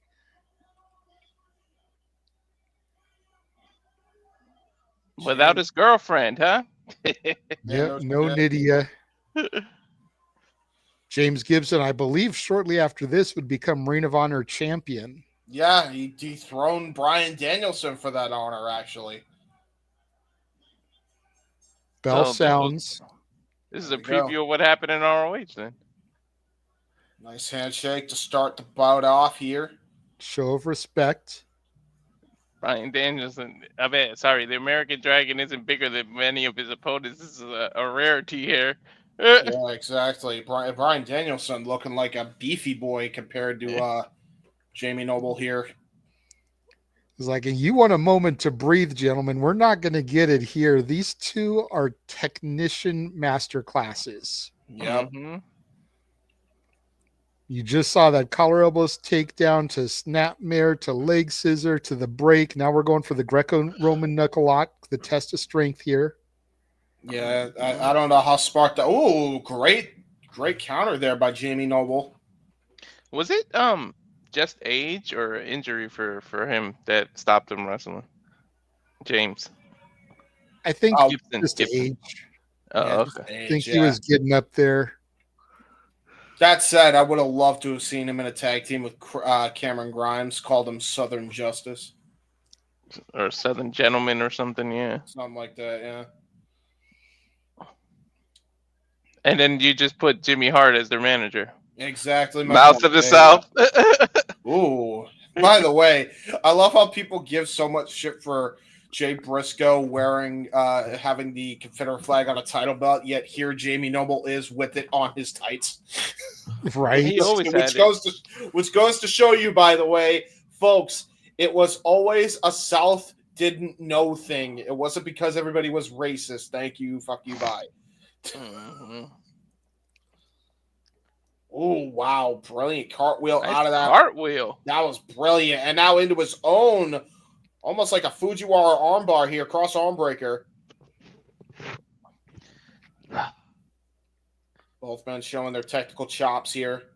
This was vindication for Jamie Noble, James Gibson, man. After WWE kind of held him down, yeah, he was Cruiserweight champion, but he never really got to show his ability.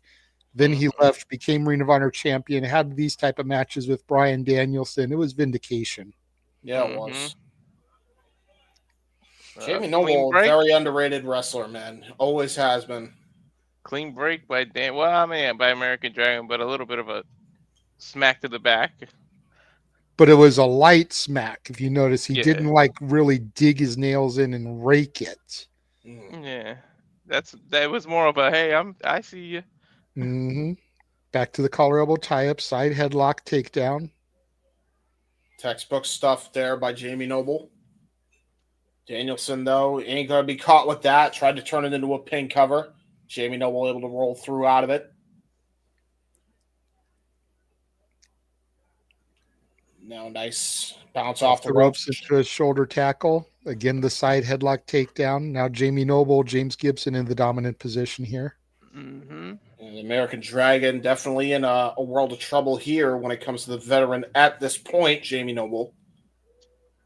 This is wrestling and pre-neck injury American Dragon. Yep, yeah. You got to figure this was like 5 years before Bryan Danielson was on NXT. Back when NXT was still a game show, not actually a developmental territory. Oh God, yeah, you had to have a coach in a game show. And his pro was The Miz. And I'm not taking anything away from Mike Mizanin, and everybody knows how much I love The Miz. But when you compare this gentleman to The Miz, one of these things just doesn't belong here. Right. Honestly, they had, it was very much what the other needed at the time, though, when you really think about it. Yeah. Because, I mean, look at how much freaking Miz learned from Danielson. Look at how much Danielson learned from Miz. Like, really, they were. Absolutely. It really comes down to the point of opposites attract, and they went on to have a legendary feud. He literally stole his it kicks. Yeah, he did. Dude, he stole a lot of shit from Danielson. He became a technician, like technician. He always kind of had the IQ, but like when he started working with Brian, goddamn, did he take it to another level? I think it was just the year after Brian was his rookie. Yeah, Miz became WWE champion. Yeah, and not to mention too, I mean, Jesus Christ, when you look at what the Miz is doing now, like the Miz took a lot of pointers from the American Dragon, a lot of pointers. Yeah. And from when he did that little stint with Flair, he started using submission moves. He learned a lot. Yeah.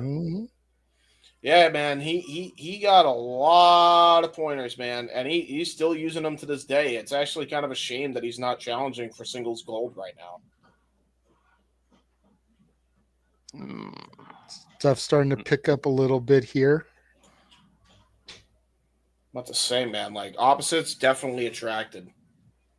We're gonna get a lot of reversals. I can see this coming. Oh, yeah. Again, this is a technician's master class. You know, when people talk about, oh, you want to get into wrestling, what matches should you study? People say Flair and Steamboat. People say Brett and Shawn, the Iron Man match. People may say like Angle and Michaels. This is definitely up there as well. Danielson versus James Gibson. Yeah, great toss out of the ring, by the way. That was a powerful toss by Danielson. And again, you go back here to this point in time and you look at this. Oh my God! Double axe handle by the American Dragon. Not something you see him do often. Go ahead, JJ. I made sure to pause for that spot, but you go back and you look at this, and James Gibson is the one that's been to the dance at this point. Yep. Bryan Danielson at this point in his career had not. But you look at their ability, and in some ways you look at Danielson as like he's far beyond where Gibson is at this point. How was he not there yet? Yeah, exactly. And by the way, let's just point this out as well. I mean, look at Danielson, man. He looks like a young Gabe kid. Wow, there's that back flip. I'm kind of glad Danielson, vintage Danielson. Yes, I'm glad he wasn't at the dance at that point, because they would have ruined him. Like, I'm glad he came when he came. That's fair, but you think about the damage he did to his body in the 5 years between this and that. Yeah, true, he jacked up his orbital. He was supposed to be the first NWA champion after the TNA era. Promo pictures were taken of him with the 10 pounds of gold, and then he jacked up his orbital socket. Ended up being the best thing that could have happened for Scrap Iron Adam Pearce, the current Raw GM, because he got that spot after already being eliminated in the tournament and became one of the most defining NWA champions of that era. But it was supposed to be Bryan Danielson. Look at this, by the way. Mexican surfboard stretch, another trademark of Bryan Danielson. Eddie Guerrero made that. Well, the Guerreros made that move very famous. But Danielson is definitely right up there because, man, look at the way he's got this in here. Oh, man. Now turns it into a pinning combination, but Danielson has to be careful because his shoulders are on the mat at the same time. Yep. Yeah. This is April 05, right? Oh, damn. Yeah, April 1st. Eddie was still alive. It was 20 years to the day, Walter. Not to the week, not to the month. Yeah. To the day. This was April 1st, 2005. Yep. Yeah. That's crazy. Yeah. Eddie was still alive because he passed away in November, right? Yeah, he would go on to have a singles match with his tag team champion partner Rey Mysterio in that Mania. Great single leg crab here by Danielson. The only match that I think comes close to Brett versus Owen as far as greatest WrestleMania opener of all time, Eddie versus Rey for Mania 21. Yep. Yeah. And so there's trademark Brian again. I have till 5. I'll just say this, man. Like, you look at these guys and you look at what they were doing. I'm glad in retrospect that they did not get called up until they did to the main roster, to WWE, to the big dance, because look at what they did with it. Look at what they did with cruiserweights, guys this size back then. But dude, man, for real, I wish Vince saw what the hell was going on here and opened his effing mind when you're seeing stuff like this. Because damn, dude, and look at that. The 1-2-3 kick by Danielson was picture perfect. Like, these guys knew the industry like inside and out. Like, this should have been, a lot of these guys should have been on the roster at this point. TNA, WWE should have been taking notes on hiring these guys. The fact that they all had to go to Ring of Honor. Hell yeah. Come the on. one advantage, to your point, James, about them not being signed at this point is they were able to change the industry.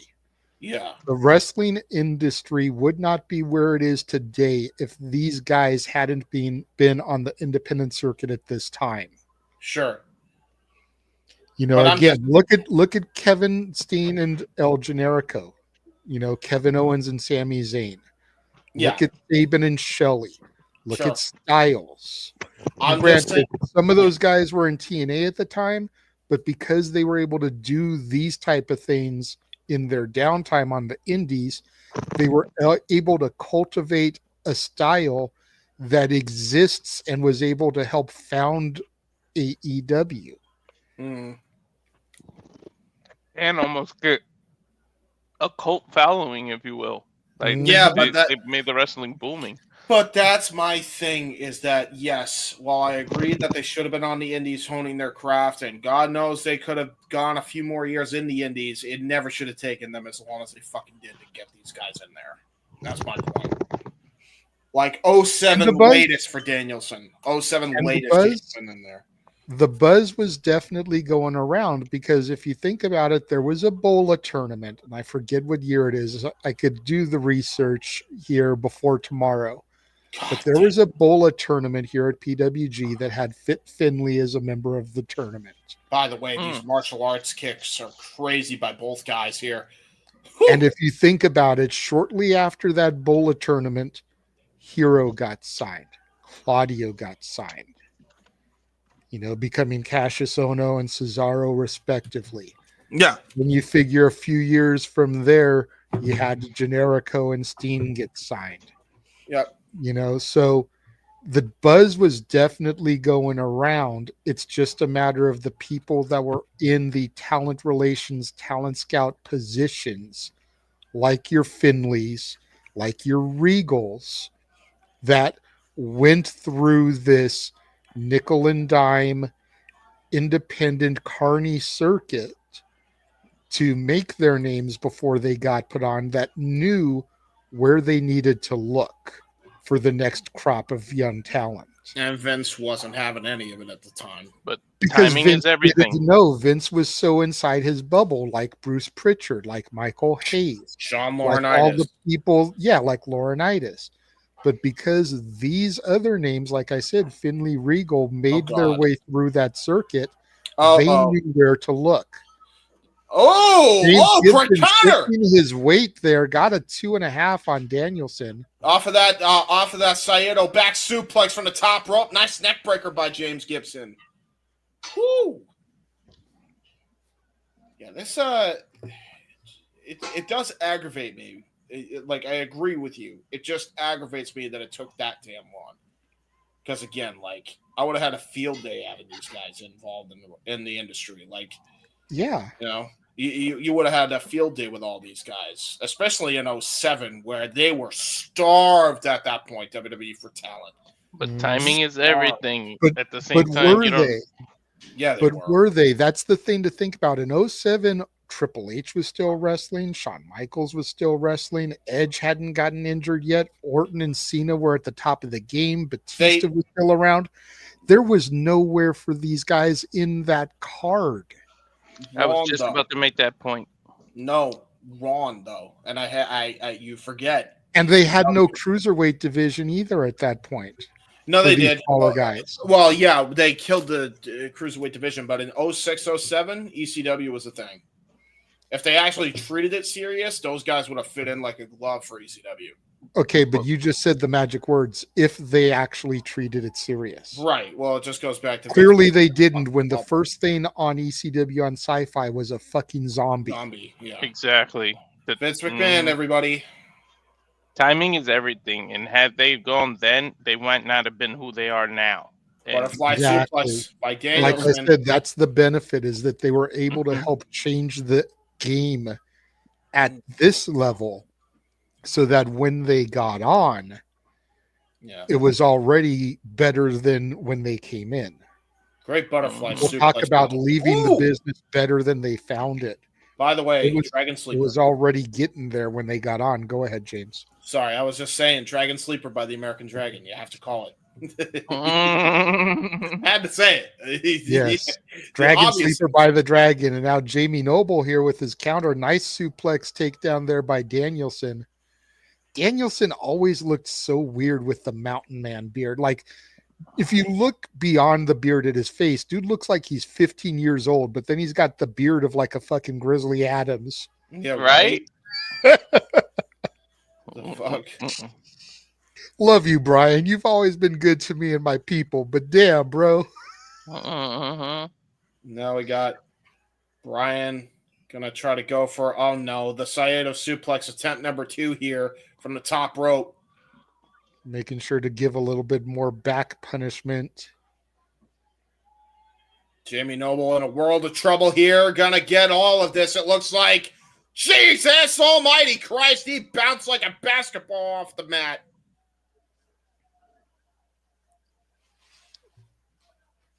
That was a rough landing for both guys. Gonna try to crawl to the cover. Jamie Noble with his foot on the bottom rope.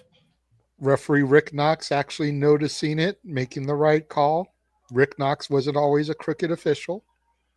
Uh-oh. Gonna go for the diving headbutt. Shades of the Dynamite Kid. Oh, my God. Jesus. Damn near across the entire ring there. The air that Danielson got. And now look at this. Jamie Noble with a running knee strike. Shades of his mentor, William Regal. And now look at this. Brain Buster. Sheer drop into a cover. There's 2. And Jamie Noble barely gets a 2.5 count. James Gibson, man. James Gibson. It's all good. It's all good. I'm just teasing. I'm calling them by the names that people will know them as, just in case. I know. I'm just teasing. Noble trying to go for, looks like a Texas. Oh.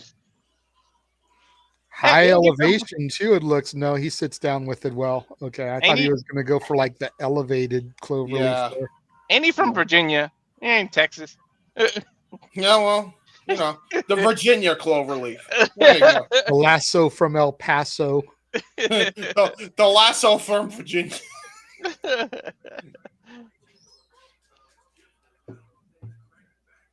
Why am I hearing Excalibur commentary? I don't know. I noticed that too. It's a little bit of a glitch. It's like now all of a sudden the commentary's there. Yeah, what the heck? It made me a little like, huh? Wait, isn't Excalibur wrestling also? He already wrestled. He was in the current. He was in the curtain jerker match. And yes, to Walter's point, it was done in post. Okay, got it. Oh, I'm gonna turn that down so we don't get claimed. I don't think you can hear mine. The TV's kind of far in this hotel. Yeah, same. Now my TV's all the way across the room here, and I've got it down on like 6 or 7 anyways. Dragon suplex. Oh, Dragon suplex was brutal. This goes for cattle mutilation. Got all of it. Yikes. I love that move. The fact that he had that moveset way back then. Jamie Noble gets the foot on the rope there. Great maneuvering and positioning. Very smart there. What the hell is a lot of people forget Bryan Danielson was one of the first students at the Shawn Michaels Wrestling Academy. Mm-hmm. So when he first was starting out, he was getting trained by the Heartbreak Kid and his staff. Isn't he that class the reason that Sean wanted to come back and got that itch again? Mm-hmm. Airplane spin, No vintage doubt Bryan about it. Danielson. Airplane spin. No doubt about it. There he goes. I'm dizzy Jeez. watching that shit. Right? I'm getting dizzy watching. It's like Mhm. Claudio when he does his spin. I don't know how. I shout out any wrestler that takes that because I don't know how you don't just like taking that move. Somebody should do that and then turn it into a TKO, like a release. Yeah, that's what I was TKO. just thinking, man. Do that and hit like the F5 coming out of it. Mm-hmm. Fucking hey, Wardlow, we got to move for you when you get released from AEW. Go back to WWE. Did he just drop kick the turnbuckle? Because he's so dizzy, he didn't realize where he was. Jamie Noble fighting in air. Okay. Now Jamie Noble goes for the roll up on Rick Knox. No! This He got hilarious. the pin! He got the pin on Rick Knox! Jamie Noble wins the match! It's That's over! how you add comedy to a match without taking away from it, though. Ooh. Nice small package there by Danielson. Uh-oh. Another small package reversal. See, this match has been so technically proficient, so serious, and then just that little bit of comedy adds so much to it. Exactly. Oh, onions have layers, so do wrestling. Nice counter! And James Gibson with a win against Danielson! No wonder he got the number one contendership. I wonder why now. Mm-hmm. Next match, Quicksilver, Scorpio Sky, and Frankie Kazarian versus Joey Ryan, Scott Lost, and Chris Bosch. So we got Frankie Kazarian. So we Quicksilver and Scorpio Sky, known as the Aerial Express. Chris Bosch and Scott Lost, known as Arrogance. Joey Ryan and Scott Lost at one point were known as the X Foundation. You see the JR on his tights there, very much in the vein of the DC logo. I see. So we have the arrogant people versus not so SCU. Yes. I got you. Long before there was an SCU, yes. And again, that Scorpio Sky there with the mask there, you can kind of see the scorpion coming down his back. That is masked Scorpio Sky. So we have something you guys have never seen before. Nope. And then Quicksilver, his partner. This is a weird ass freaking Silver group. and Scorpio. What the I always loved Sky's mask, man. I would love to get my hands on a Scorpio Sky mask. And then look at Frankie Kazarian with the long ponytail, the short trunks. Uh-oh, and now here comes Lost. Yes, Scott Lost is going to talk. Chris Bosch there with the Superman logo and the fringe on his tights.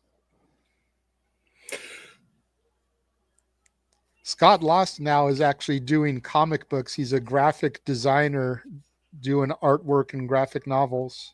Oh, good for him.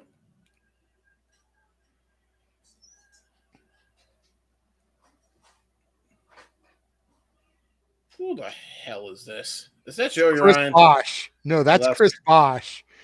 Chris Bosch. Like I said at the outset, man, Chris Bosch is one of those what could have been if he hadn't had to retire. Dude had the swagger about him. I feel like you could say that a lot about people in wrestling, man. Like, I feel like a lot of these guys should have gotten another chance. So Chris Bosch actually had a best of DVD that he put out. I actually bought it, have it autographed. It was called Lioncock, a take of the Jean-Claude movie, you know, Lionheart. But it was called yes. Don't at me, James. There used to be a fan that would come to Guerrilla, sit in the front row. Bosch and Lost would refer to him as, and I apologize, it's not politically correct. They called him Tard Boy. The bonus feature on the Lioncock DVD was a sit-down interview with them and Tard Boy, where they just murdered him in the interview. Some of the greatest comedy shit you will ever see. I swear to God. I know it's not PC. I know it's fucked up thinking about it 20 years later, but it is some of the greatest comedy shit you will ever see in your life. Dare you? How dare to anybody? The point where Stat Boy, my brother from another mother, Mikey, showed up one night after work when he was working at Disneyland. He was working in Adventureland at the time. They called him Indiana Tard Boy because he straight up was looking like the Indiana Jones attire. The hat, the leather jacket, the whole nine. There was supposed to be a sequel to the Lion Cock DVD where they did the same thing with him as the bonus feature, an interview with Indiana Tard Boy. Never came to fruition.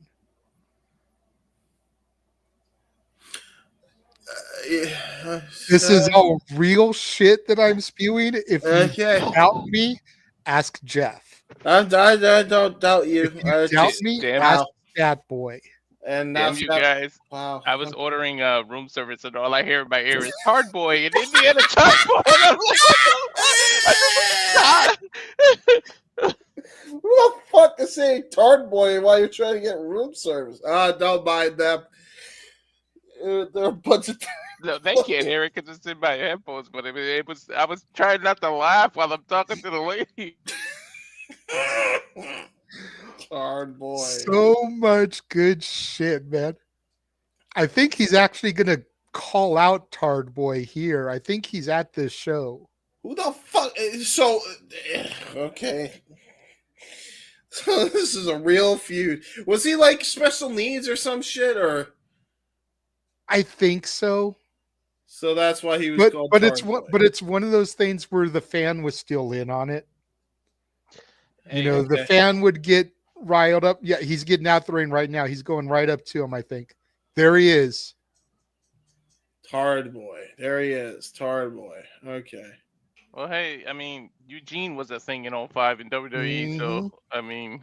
And that is Tard Boy.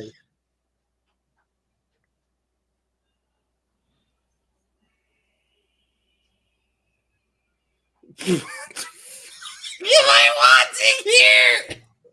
This is not okay. It's Tism Tuesday now. Fuck off. It's not Tism. Tism happens on a Saturday now. It's not a Tuesday. That's for tacos. All right? Hey, it was a good segue to get you to plug your thing. Yeah, check out my spaces. Wrestling with Tism every Saturday. What the fuck am I watching? Dude is face to face with Bosch. He's not backing down. He's not giving an inch. You got to give him some credit here for the way he's handling himself. Because number one, how many people would buckle in that? Bosch has got the entire Jewish community center now chanting Tard Boy. What did he say about pull-ups? I didn't really hear him because I was laughing. I haven't turned down too much. I can't really hear the whole thing either. But it's just, you got to figure this whole time you've got the Aerial Express and Frankie Kazarian in the ring. Like, what the fuck am I dealing with? Even Joey Ryan, for as polarizing as he is now, he's just kind of there on the apron. It's all Bosch and Lost. Oh, shit. And it's primarily Bosch. So it's like, you got to give Joey a little bit of credit for kind of staying out of it, even though they're his partners. Dude. You know what I mean? Like, well, this is funny. This is before everybody became so damn sensitive. That's what I'm saying. It was a different time. It's 20 years ago. It wasn't right then, but it wasn't as wrong as it is now, if that makes any sense. Mm-hmm. Because to Walter's point, in 2005, 2006, Eugene was a thing. Eugene was about to get his ass handed to him in 2 nights by Muhammad Hassan and Davari, to the point where Hulk Hogan came out for the save. Mm-hmm. That's the time we're living in professional wrestling. Let's keep that in perspective as we watch this. I remember. And now I just seen his tag team partner scream at another dude. Well, Frankie's Kazarian going to the outside, Sky to the outside. It looks like Quicksilver is going to start things with Chris Bosch here in the ring. My brain can't get that image out of my head now. And there's the bell. Oh, fucking goddamn Excalibur. I don't need to hear you.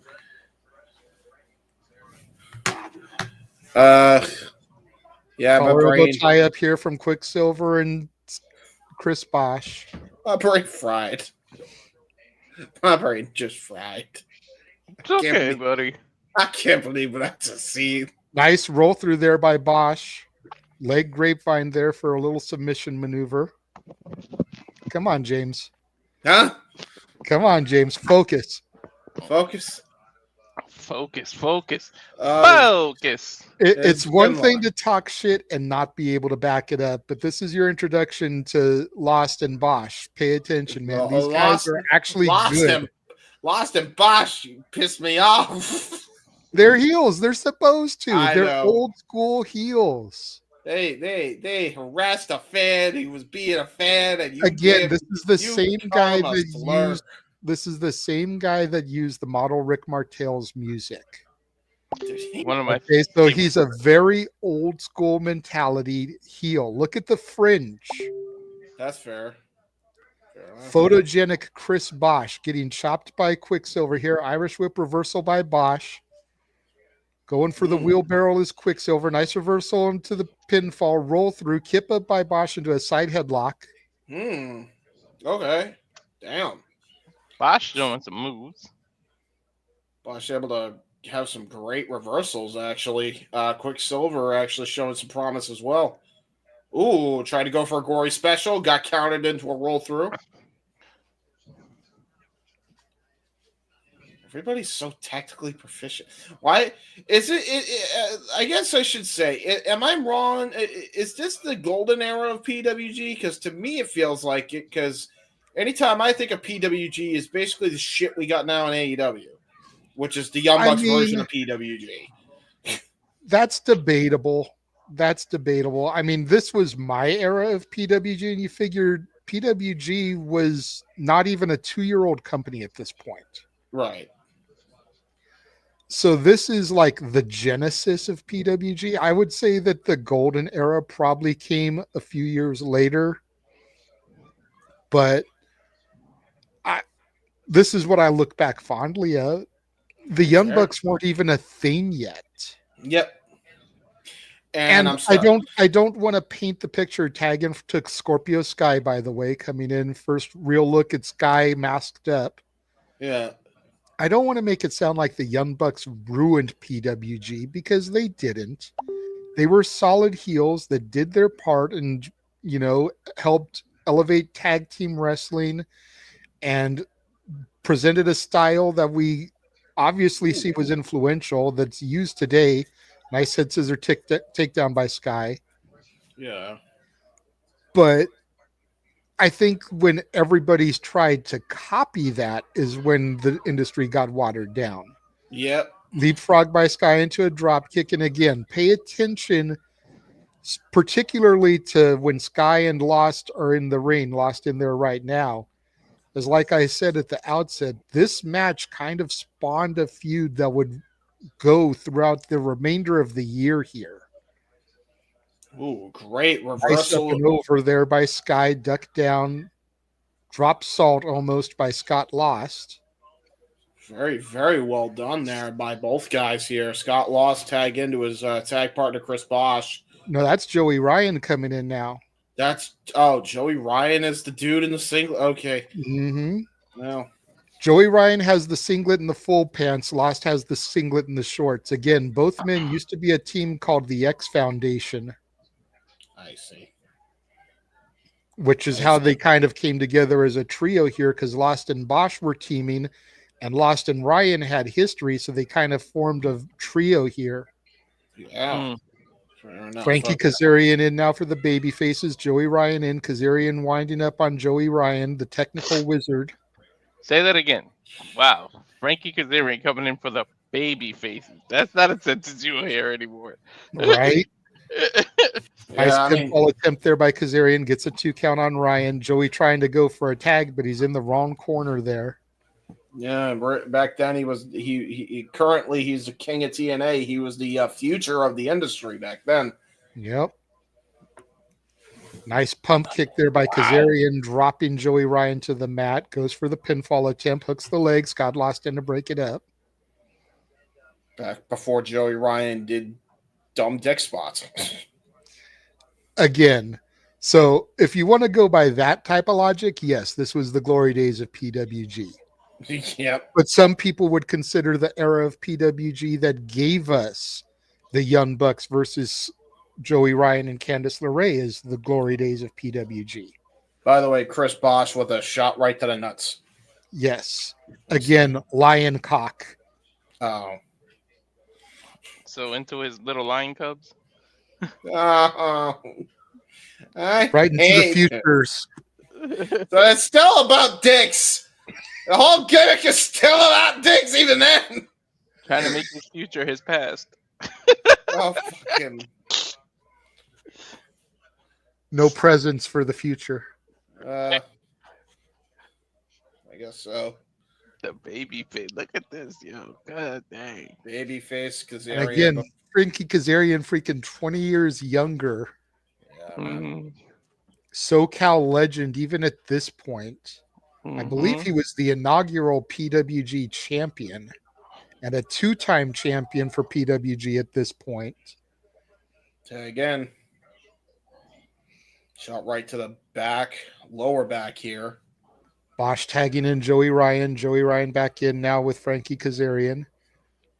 Joey Ryan, of course, would go on to TNA as part of the TNA Gut Check, have a nice rivalry with Taz and Al Snow there. Mm-hmm. It was a great drop kick, by the way, by Joey Ryan. Yeah, that was high, too. Mm-hmm. Here comes Scott Lost for a little bit of illegal activities. Referee didn't see it, doesn't know there wasn't a tag.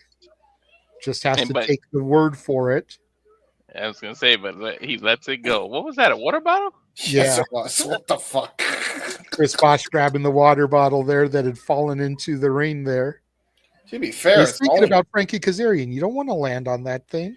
I was about to say, yeah. I mean, hey, listen, that was the only botch I've seen all night. In fairness, like legitimately, I don't think I've seen one botch this whole fucking show. I mean, fair enough, it is a taped show, but again, like I haven't seen any hard cuts.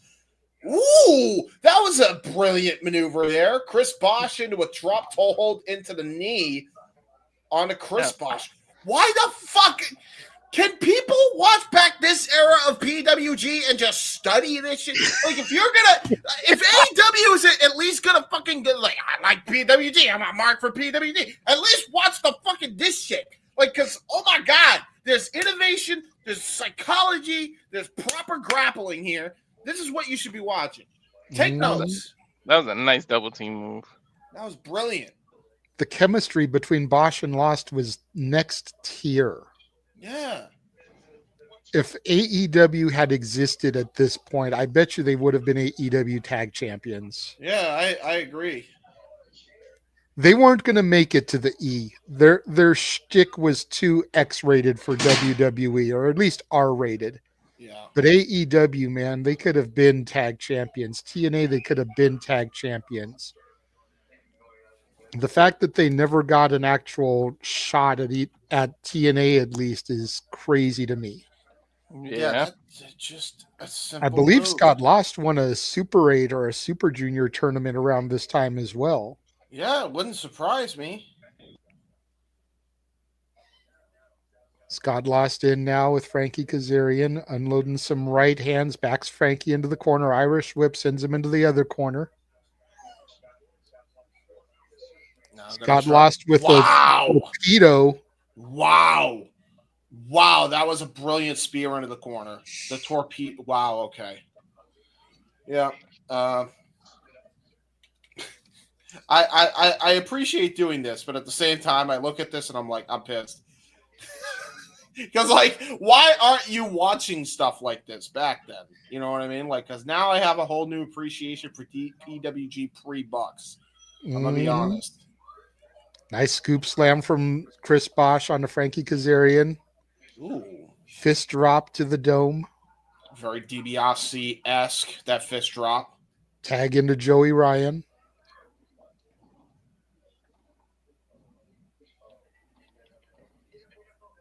Before he became some weird 70s dude in TNA. Ooh, great counter there by Frankie Kazarian. Ryan able to counter there.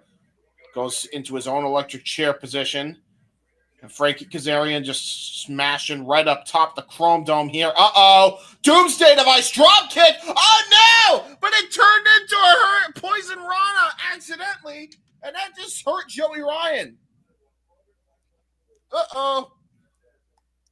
Great offense. Great tag team offense here by the X Foundation. Yeah, except the problem is that offense inadvertently hurt their partner, Joey Ryan. Yeah, but who's worse for wear? Look at Frankie Kazarian. Joey Ryan's closer to his corner. Roll through from Kazarian, gets the tag. Tag from Joey Ryan. Uh-oh. Arrogance and Aerial Express both in the ring now. There we go. Wow. Nice double kick there. Oh, I wonder where we've seen that before. Hi, 2K. How you doing? Or actually, SmackDown versus Raw. How you doing? Oh, what the hell? Casadora into an Insecurity before he even completed the Bulldog. That was innovative again by Quicksilver and Sky. Oh! Freaking wheelbarrow Faymaster combination. Nice super kick, though. Great break up there by Joey Ryan.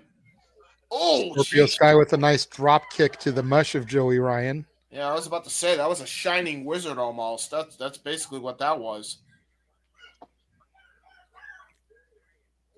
Kazarian bringing Scott Lost in now. Kick to the midsection from Lost.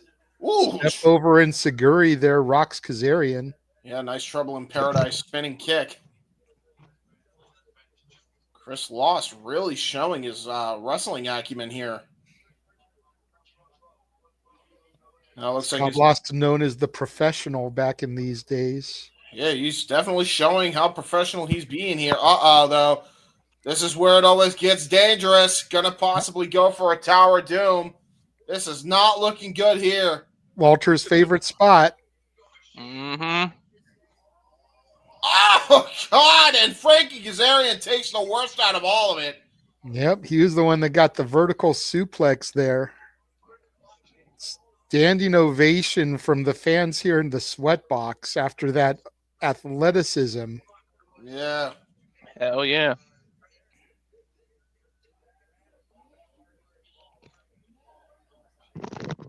So, by the way, now that we have a bit of a breather here, I gotta say, was there ever a gorilla in Pro Wrestling Guerrilla? No. Oh, makes me sad. No. You would think they would. Freaking James, you idiot. Hey, listen, I have to ask the hard questions here. Damn it, James, you freaking idiot. Well, Walter just said that, but yes. I know. I didn't hear the damn it part, so I had to reiterate.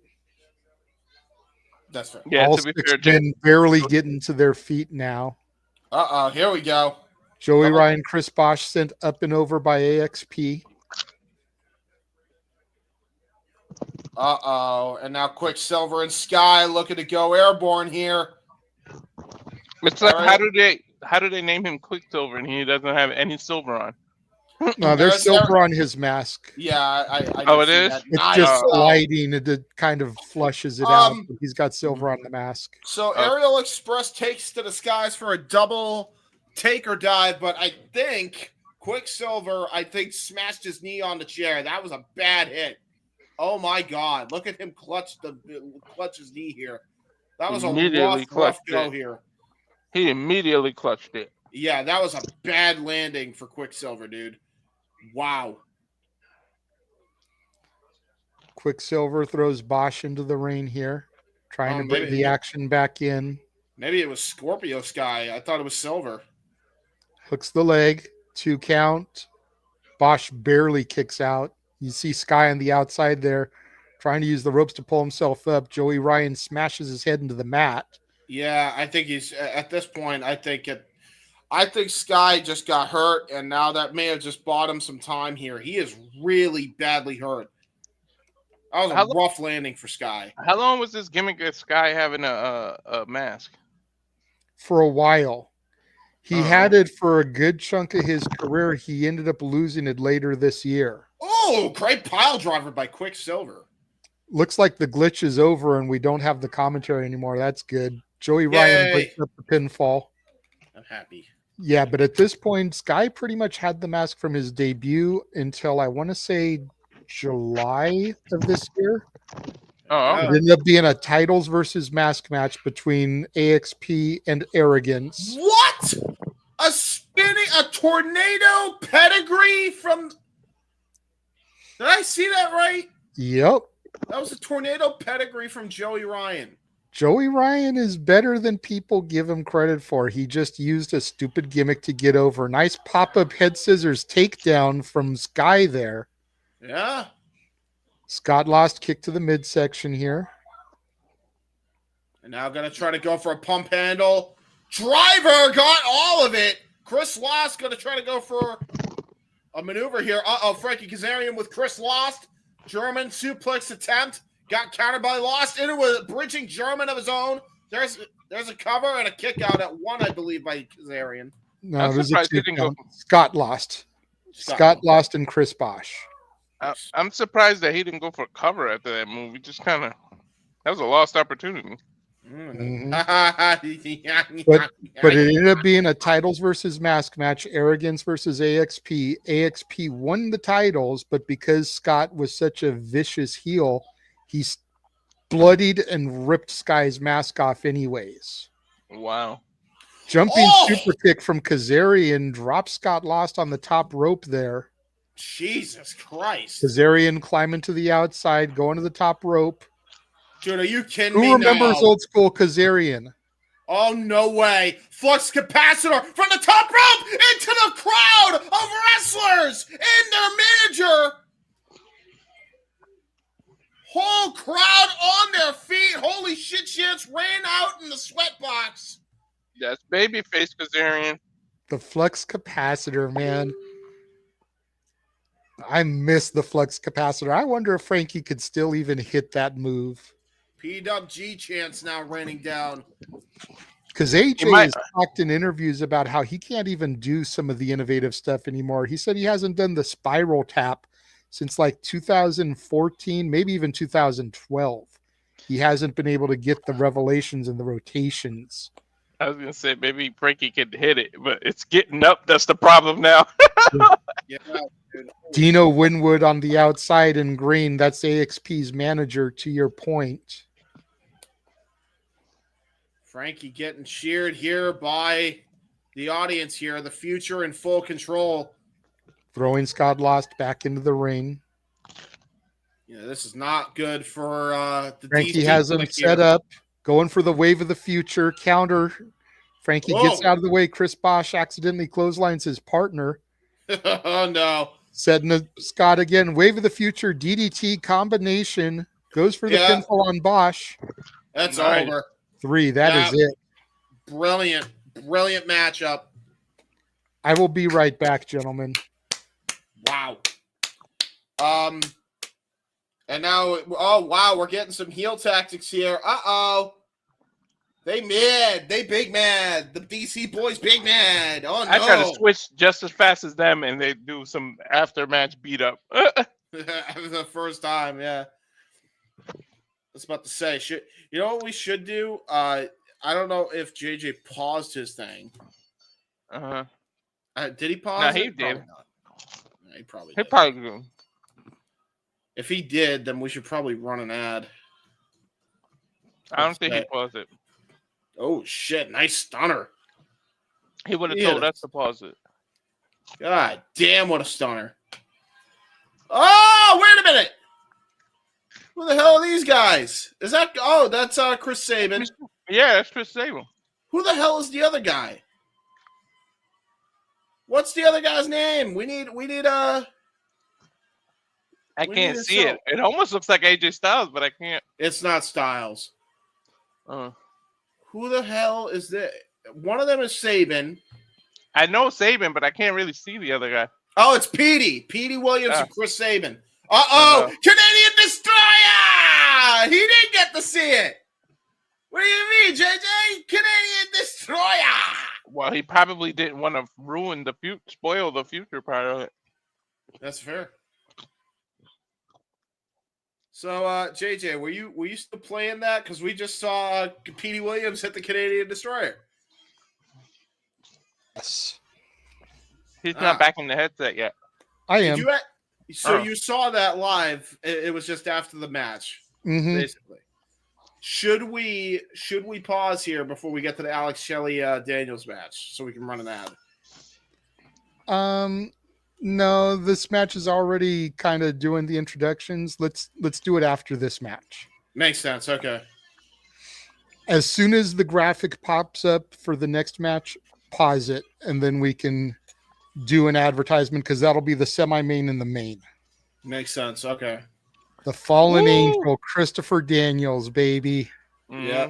SoCal legend, even already at this time. Yeah. The first ever indie journeyman. A lot of people forget about that when it comes to Christopher Daniels. There's a look at that belt that's behind JJ now. Yep. How beautiful it looks wrapped around his waist. Going against Alex Shelley, who was still fairly fresh in TNA at the time.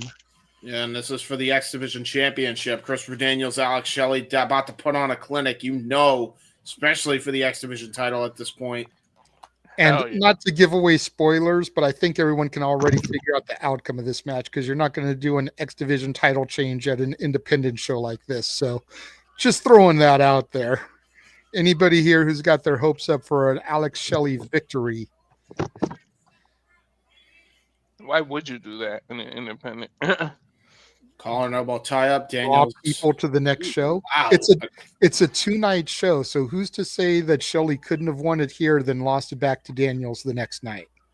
That's true. You know what I mean? It's like,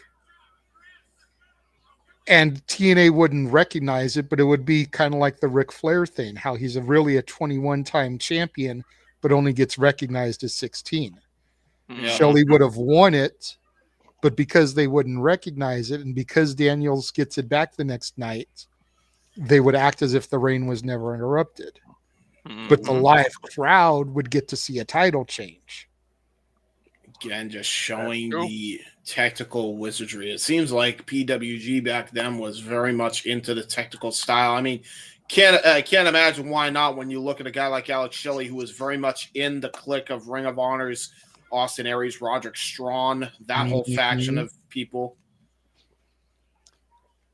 At this point in time, I would say PWG was very much akin to the original ECW, just without all the extreme. You had your technicians, you had your luchadors. You did occasionally have your big hardcore matches. Again, we had title versus mask matches. We had cage matches. We had what was called guerrilla warfare matches. Yeah, man. So there's your extreme aspect of things right there. Yeah. But very much a OG ECW where you had a little bit of everything. Yeah. Nice, even smorgasbord, if you will.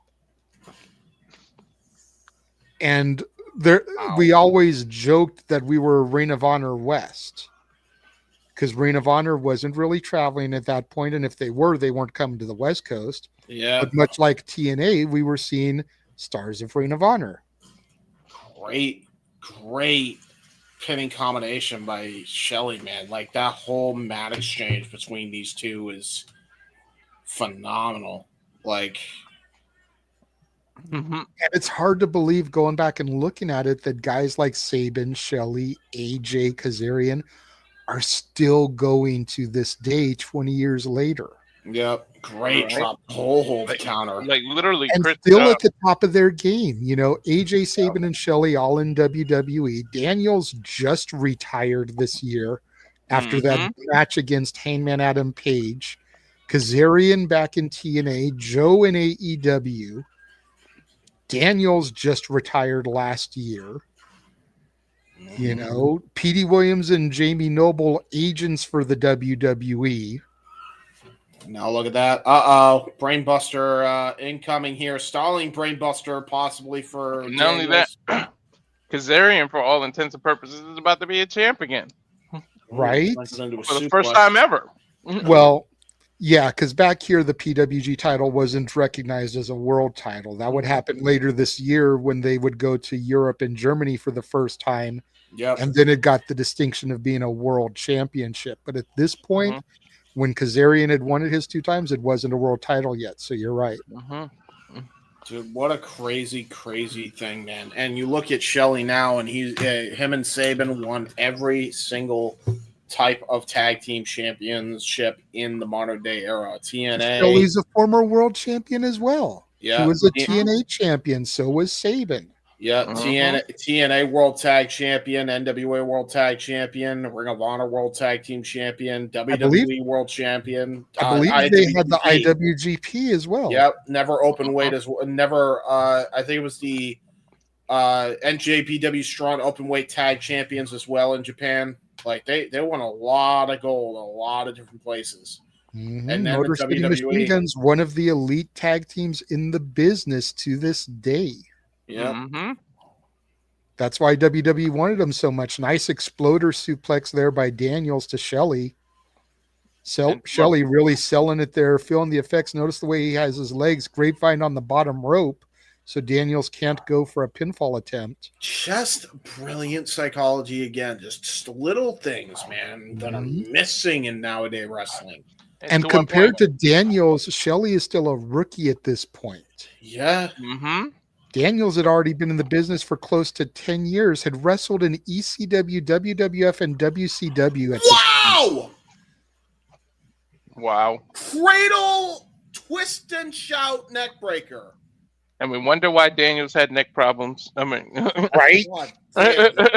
All that on his head and neck, yeah. But wow, that was clean, that move. That was clean. And Daniels, no stranger to masked gimmicks either, having paraded around Japan as Curry Man. Look familiar, Walter? Yeah. I wonder doesn't look near as attractive when Stephanie Vaquer does it, but 20 years later, that move's still being utilized. Oh wait, I gotta do the Booker, even though it's not Stephanie. Oh yeah, man. Oh yeah, dog. Nah. He goes during this one. Because he's imagining that he's in there. Yeah, well, Charmel might not be too happy about that. Nice elbow strike there for Sabin. Alex Shelley. Sorry, Alex. It's okay. You get a little carried away there. Yeah, I'm still thinking of. To our point earlier, though, timing is everything. Because imagine Motor City Machine Guns signed earlier in WWE. They probably would have got ruined because their tag division is like, it's good that they're there now, because they could have probably got their legacy ruined signing too early. The innovator of the trap yourself was actually Alex Shelley. Hey, Zack Sabre Jr., I know where you got it from. God damn. Did you count how many times Shelley bumped off the ropes there before hitting Daniels with that drop kick? Yeah. That was brutal. Freaking hotels, dude. They gave me all this fancy stuff for a freaking root beer. Like, really? With this glass, and look, the cart. All I ordered was like hummus, vegetables, and chips, and they bring this cart. Like, I ordered a freaking filet mignon with like. And listen, chanting fallen angel. Listen, why not be treated like a king? You knock yourself out, bro. Right? Might as well. I'm not a soda guy. I'm like, fuck it, I'm here. Let me try some root beer. I never drink soda. Nice shots right to the gut. Again, worked punches like that are less common nowadays. Did you see the way Shelley was kicking the inner thigh muscle? Yeah, brilliant. Daniels trying to Charlie horse him up. Yeah, that was brilliant. And look at those jabs by Daniels. Very Muhammad Ali-esque. Oh, nice blockbuster. Running blockbuster there by Shelley. God, I just shocked my system. I remember why I don't drink soda. Oof. Nice Looks cover. the leg, gets the 2 count there, does Shelley. Damn. It's the thing about independent wrestling is you only have like 2 referees on a card. Rick Knox in here yet again. Means he'll be there for the main event because they keep alternating between him and the other referee. Why do I feel like he has more emotion here than he does right now in AEW? It's because back here he was doing it because he loved it. Now he's got the soul sucked out by doing it for a paycheck. I was just gonna say now it's just a paycheck. Yeah, probably. Nowadays he's like, oh look, another moonsault. That, and I'm sorry, and I'm not trying to clown Noah. If you watch this back, I'm not trying to clown. But when you've got a referee like Aubrey Edwards who over exaggerates her in-ring movements, you kind of got to undersell some shit to try to balance it out. I was about to say I don't think two wrongs make a fucking. I don't think two negatives make a positive in that case. I don't know what you're talking about. You got Aubrey being over animated and Bryce being over animated, and then you got Rick Knox being under animated. I don't know about that one, Doc. That's because Knox is just looking like, oh look, he's bleeding again. That's not new. Like I refereed Joey and Candice versus the Young Bucks. I've seen women blood pouring out of their skulls before. This is nothing to me. Right? I've refereed guerrilla warfare matches. I've refereed steel cage matches. Right? Oh look, another moonsault. Oh, why does Rick Knox look different too? By the way, because Rick Knox looks like he actually has some. Bro, did he have? No, I mean this though. Like, look at his face now and compare it to back then. Like, is he into plastic surgery or some shit? I don't know. It's been years since I've seen him. Yeah, he turned it from the Silicon Valley to the Silicon Valley. You know what I'm saying? Back in these days, we called him Baby Kane, and he legit would walk over and step over the top rope to get into the ring for the matches. Of course, he would. JJ has played it up. JJ has some inside stuff, but he's not his damn doctor, James. He's not gonna know. Great pop-up powerbomb by Daniels. Innovator of Daniels calling for it, says that's it. No, he's gonna be looking for the Angels wings here now. Ooh, wait a minute. Uranagi. Uh-oh. Oh, best moonsault ever. Like JJ's gonna pop out of nowhere. You're like, yeah, so in 2007, Dr. Chris Adams, like, he went and put some silicone in the face. Got some fillers in his cheek of Rick Knox. Yeah. Hey, listen, Rick Knox there. Rick Knox changed it from the Silicon Valley to the Silicone Valley. You know what I'm saying? Kelly with the frog splash connects, hooks the leg, gets a 1-2, 2.5 count. Not bad. Frog splash by Shelly. Great. He had to reach deep to kick out, though. Did you see that? Mm-hmm. I always love seeing Daniels hit the BME, though, man. Then you look at Tiffany Stratton with the prettiest moonsault ever, and you can just appreciate it even more knowing where she got it from.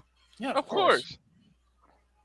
Oh, wow. Going to try to go for the key crusher, it looked like. It did Alex Shelley. Nice front jawbreaker there by Daniels. Nice enziguri to follow that up.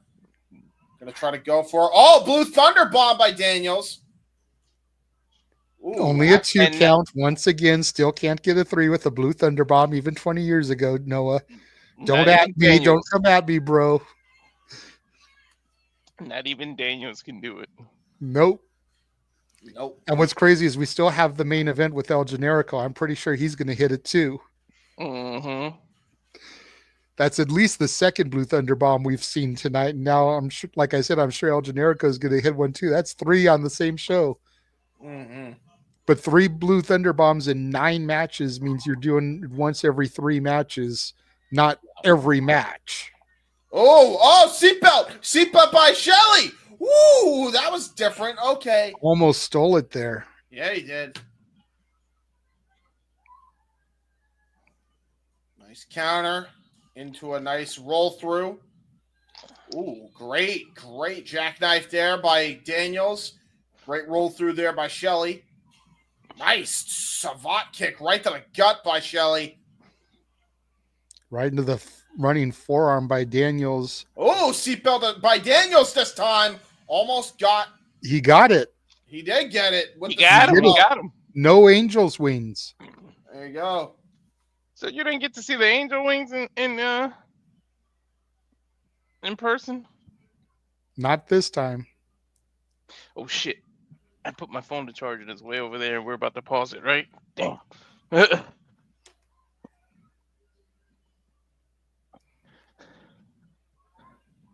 was a great match.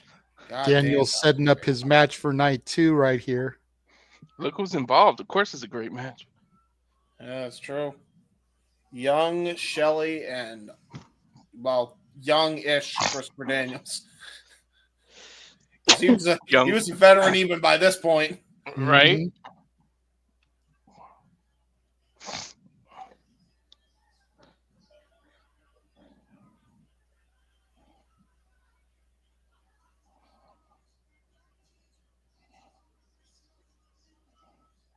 He's talking about everything he's done in SoCal.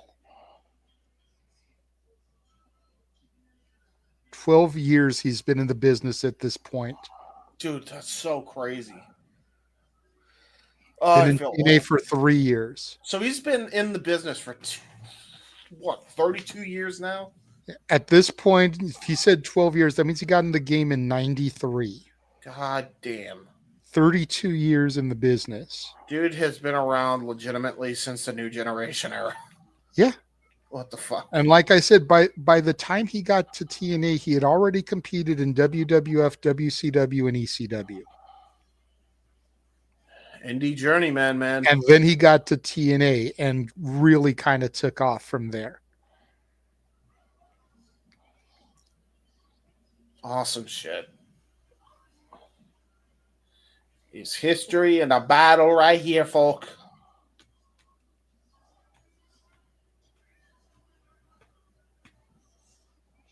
He's basically issuing an open challenge here to whoever wants to step up for night 2 to take a shot at him in the X Division title. Absolute swerve. Tard Boy accepts. Damn it, James. Oh, shit. No, but look who's going to accept. We saw one Chris versus Chris for night 1. We're getting another Chris versus Chris for night 2. Oh, shit. All right.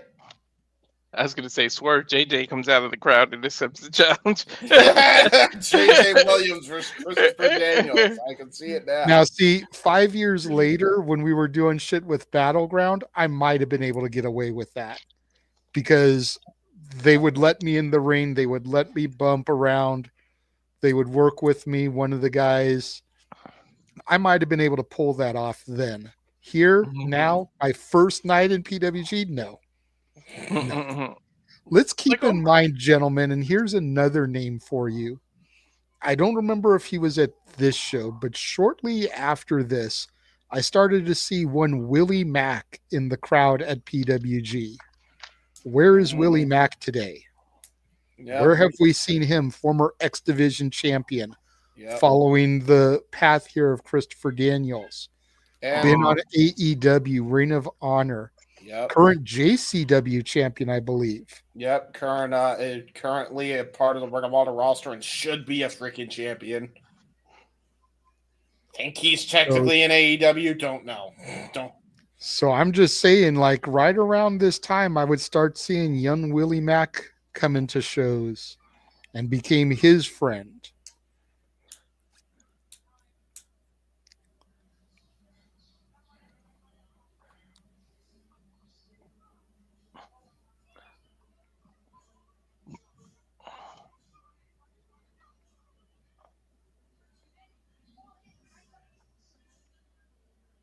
It's crazy, man.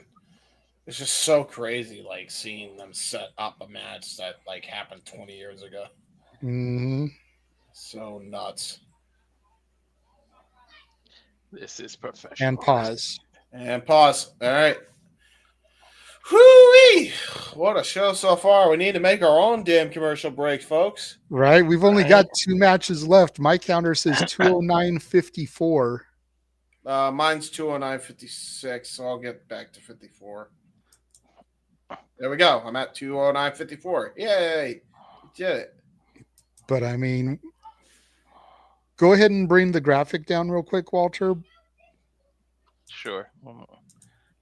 I mean, we're taking this little commercial break anyways. I'm kind of curious your guys' thoughts before we go into the semi-main and main event. Keep in mind, we're about to see the Samoan submission machine, Samoa Joe versus the phenomenal AJ Styles. Winner gets a shot at the champion come night 2, and we still have the title match to see who's going to be champion going into night 2. Mm. So, like, what are you guys thinking after 7 matches so far? Brilliant. Like, yeah, just a lot of this psychology, a lot of the reasoning for things, again, just missing from today's wrestling. I feel like, unless, you know what I mean? Like, because some people just don't want to go too technical and too high paced. That's WWE. And then AEW just goes way too much with the freaking high flying with no rhyme or reason. You look at this, and it's like the perfect blend of both. Mm-hmm. Yeah, I seriously, like, I have a whole new appreciation for PWG around the Sweatbox era, because like it is when you look at their psychology and you look at the people that were involved in the psychology of things, there ain't a lot of bad guys here. Like, there's a lot of talent here that's showcased that know how to wrestle, know the psychology of wrestling, know how to tell a story here in wrestling. Like, I'm not even saying that, like, there's a lot of these guys that showed they should have been in WWE with the psychology they had. You had a lot of the cruiserweight guys, cruiserweight influence of like Dean Malenko's, your Perry Saturns, your Chris Benoit's, your Rey Mysterios, your Eddie Guerrero's, like Psychoses. Like, even back then, like, the stuff that they were doing was innovative. I feel like they took what they saw from WCW Cruiserweight Division and even ECW's like three-way dances, international three-way dances, and they just kind of perfect it here. Yep, with fucking Tajiri and Super Crazy and Little Guido and even Mikey Whipwreck to a certain extent. Yes, like Little Guido should be, like, he would be a shoo-in for this. Would have had some belters with the likes of Danielson, Jamie Noble, and the RVD Jerry Lynn type of rivalries and matches. Yeah, absolutely. Like, it was very much it was very eye-opening. Again, there was a lot of moves that I've seen too. I haven't seen ever done before in wrestling, and I'm wondering why the hell they're not done now. And, you know, so some simple shit, complex shit. Overall, just good fucking pro wrestling. And, like, at a time where, you know, you think you've seen it all, and then you see a freaking rinky-dink bingo hall Sweatbox, Jewish Community Center is putting on even more innovative stuff here. It's like, man, WWE missed a bolt on signing a lot of these guys later on, because it would have added a whole new dimension. We might be looking at a new industry if they signed them earlier, and Vince didn't close his freaking mind. You know what I mean? Like that. When you look at this, like that's all I could think of. It's like, damn. Fair enough, Walter. I loved it. Pretty much ditto, but like, how many watch-alongs have we done? I've never said I missed actually physically doing wrestling until I saw this. Like, it takes me back into that environment. Like, same. I missed this kind of shit. Yeah. Same. Like I said, man, at the outset, this was when we were the most active in our Fed, the LBWA, the Long Beach Wrestling Alliance. And it was this era right here, man. I was a sponge for everything. I was absorbing everything that I could and trying to adapt styles and moves and whatnot. You got to figure, I'm 5'10", 5'11". You know, back then I was about 220. At my lightest, 215. At my heaviest, 230 in that era. So, like, even though I could technically qualify as a cruiserweight, I didn't have that speed and agility. No. So I had to try to find a way. I was more of like your Samoa Joe. Kind of thicker build, stocky. And I had to try to find what worked for me. And I wasn't seeing those guys on TV. Because Joe hadn't debuted in TNA yet. Yep. You know, if we're being quite frank, I think this match might have been part of what the catalyst was to get him signed to TNA. Seeing the way he worked with AJ. I bet. I wouldn't doubt it in a second. Like, Because is this the first match they would ever have against each other? By the way, I'm not sure if they met in Ring of Honor before this or not, but I'm pretty sure this was the first time in Guerrilla they at least had a one-on-one. And Samoa Joe is on his. Is he on his record-breaking Ring of Honor World Championship run? I think so. AJ probably called Dixie or whoever was running the company at the time right after this match. It was like, I got somebody you need to sign. Who dethroned Joe? Wasn't it Jamie Noble that dethroned Joe? Because I know Punk never did. I thought it was Danielson. No, was it really Jamie Noble? I don't remember. Maybe. We'll It damn sure wasn't Danielson. Or Well- I'm sorry, CM Punk. It's damn sure wasn't Punk. Because Punk and Joe's trilogy ended without Punk capturing it from Joe. Mm-hmm. I remember there was a match between it was Kenta Kobashi and Samoa Joe, which was absolutely off the chain. Like, such a good match. Yeah, man. Like, all in all, it's a glowing review here tonight, folks. From something 20 years ago. Austin Aries. Yep, that makes sense. Joe. That makes sense. Yep. So at this point, Aries was the Ring of Honor champion. Because he had dethroned Joe in December of 2004, lost it to Punk in June of 2005. So Punk hadn't completely left the Indies yet. But like I said, his last Guerrilla show was the March show. That's right, because he was the person he actually defeated to start the Summer of Punk that year, actually. Yep. And then Jamie Noble took it from Punk, and then Danielson beat Jamie Noble. Mm-hmm. And then I believe Punk on that very show where Noble had his title defense, it was CM Punk and Colt Cabana at that time. I believe so. I believe you're right. Yeah. So Austin Aries was the Ring of Honor champion at this point. Wow. And not Joe. Joe's reign had ended 5 months prior. Dude, what a crazy again here. That was professional wrestling at the time. We did pause for a quick commercial break. Yes. Let's go ahead and run the trailers real quick. Yes. Run both of them. Give me a chance. We'll run the watch along trailer, and then we'll do the La Princesa trailer. Sounds right. Come back and do the plug after that. Do you want me to control the trailers, Walter? Are you still eating? No, I'm not eating anymore, but you can control that. All right, James, feel free to run to the bathroom real quick. I will do the two trailers. They add up to almost 3 minutes. So you got a few minutes. And yes, I just said 3 minutes. We'll be Remember what happens if you shake it more than twice, James. And now for a taste of things to come.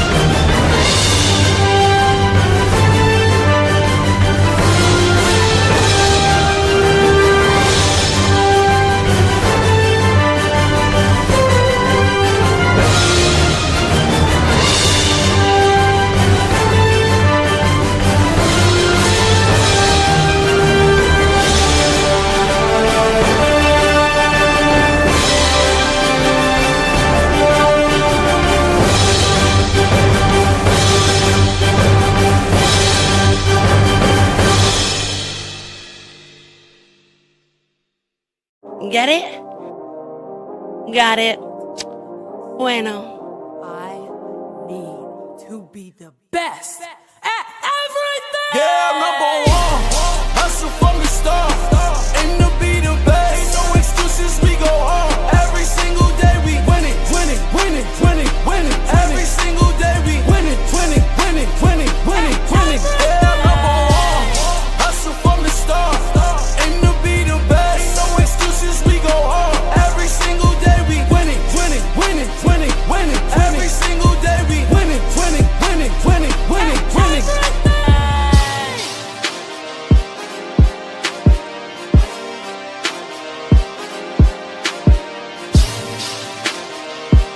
Get it?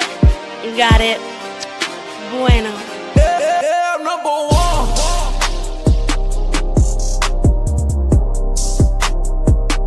Yeah, number one.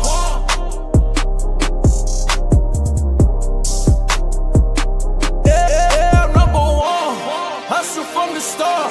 Aim to be the best. No excuses, we go hard. Every single day we winning, winning, winning, winning, winning. Get it? Every single day we winning, winning, Got it. winning, winning, winning, winning. Bueno. And of course, that is the big thing we've got coming here across the Simply Reliable Studios this Friday, April 4th, 8 p.m. Pacific, 11 Eastern. We will be welcoming La Princesa Tiffany Nieves to the shenanigans. So gracious with her time. She is allowing us to interview her. Looking forward to that. Gonna be nice. Yeah, I saw this pop up. Daniel, I want to just remind you guys now, remind Daniel and remind everybody in the chat. Only way your questions are going to be answered is if they get super chatted. Yeah. We're not being given a whole lot of her time. I'm working on questions that I want to ask her, ways that I want to guide the conversation. We're only going to ask her your guys' questions if they are super chatted. So I hope you guys understand in advance. Once she departs the show, we'll go into normal shenanigans. As long as it's a good question, we'll answer it. You know the way we do. But while we have her time and her presence, we're only going to be addressing super chatted questions. Yep. And I'm still bopping to the song. Right? Again, shout out to Joey Els for the music. His song number 1, that is her theme song on the Independence in NWA. I actually went back in the clip and watched the clip on X of her entrance from Reality of Wrestling, and I could hear it in the background there. So that's definitely what she uses at the Indies as well. But thank you to Joey Els for giving us permission to use the song that she uses to promote that. Yep. All right, gentlemen, are you ready to resume the video? I am. 209.54, hitting play in 3, 2, 1, play. AJ Styles versus Mojo. Senior Joe. Joe in those signature brown and black trunks, the phenomenal AJ Styles. Baby AJ. With no soccer mom haircut. Nope. Now that was the Midwest farmer hair, man. That's the same hair Randy Orton debuted with. Mm-hmm. True. Ron. I actually used to have me a hooded jacket that I cut the sleeves off of so I could be the phenomenal JJ Styles. Oh, they were chanting Joe even then, man. Hell yeah. Joe is a SoCal legend. Came from Ultimate Pro Wrestling, Ultimate University. The same school that Frankie Kazarian came through after he relocated to SoCal. The same school that Christopher Daniels taught at. Yep, John Cena. Joey Ryan and Scott Lost came through there. John Cena and The Miz came through there. Wow, look how much slimmer Joe was. Joe from Huntington Beach, California, legend at this time. Gone is the bleached blonde hair that he had when he feuded with Christopher Daniels in UPW, but still the same badass with about another 5 years experience under his belt. Then he went to TNA. Look how long he was undefeated. Mm-hmm. Tangling with the likes of Kurt Angle. One of the greatest matches in TNA history, Joe versus Styles versus Daniels. Was that his head that just made that noise? Mm-hmm. Dude, that was some crazy technical ability by both guys. I was going to say, Joe gets undersold in his technical ability, man. Look at him there. There's a reason they called him the Samoan submission machine. There's a reason he was able to hang with an Olympic gold medalist. There's some of that right there that you just saw with the phenomenal AJ Styles. I love all the technical shit Joe does, everything he does. But the funniest shit, the best thing is when he just walks away from the corner and you can't reach him. That shit is hilarious. Mm-hmm. since taught that. That's his version. That's his version of James's nope. Yeah, right, dude. That legitimately, like, he has taught that now to his proteges Hook and Shibata, even though Shibata is, I think, Show's elder as well. So, look at the crowd clapping and shit. look at the air AJ got with that leapfrog drop kick. Jesus. Yeah, that's a vintage style move by AJ right there. See them pull that off many a time. Going for a scoop slam on Joe, but Joe too big, too strong. Executes it the second time though. The height he gets on this freaking drop kick.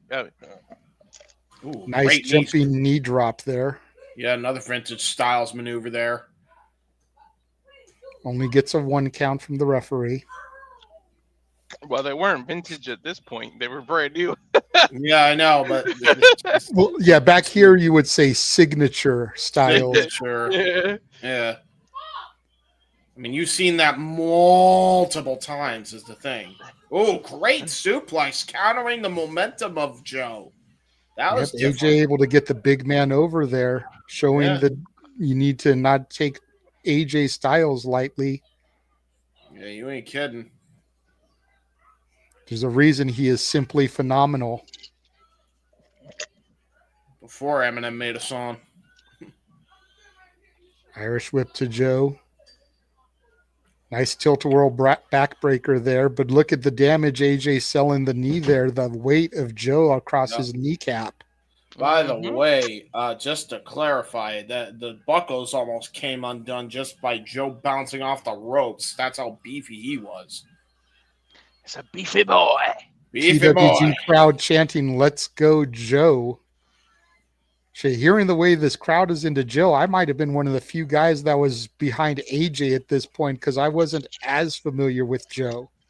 Oh, really? I knew a little bit of Joe from the UPW on KDOC TV show and the UPW DVDs that I purchased. Well, there's the nope. But I wasn't as familiar with Joe as I was with Styles at this point because I'd been watching AJ since 03. Ooh, nice. The 1 year TNA pay-per-view. By the way, I love how he hit that tiaras. That was great. Great psychology. Again, shocking.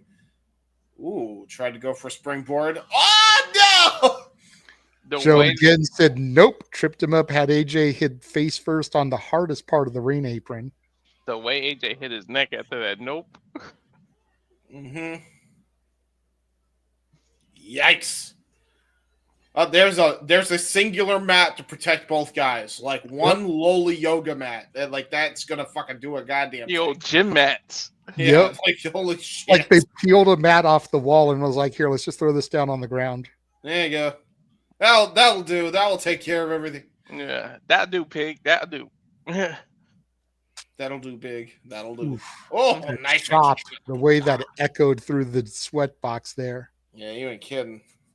Yeah, shit. Oof. Oof. Ooh, God, there's that combination. Hi, Joe. There's his own rising knee drop or running knee drop. Mm-hmm.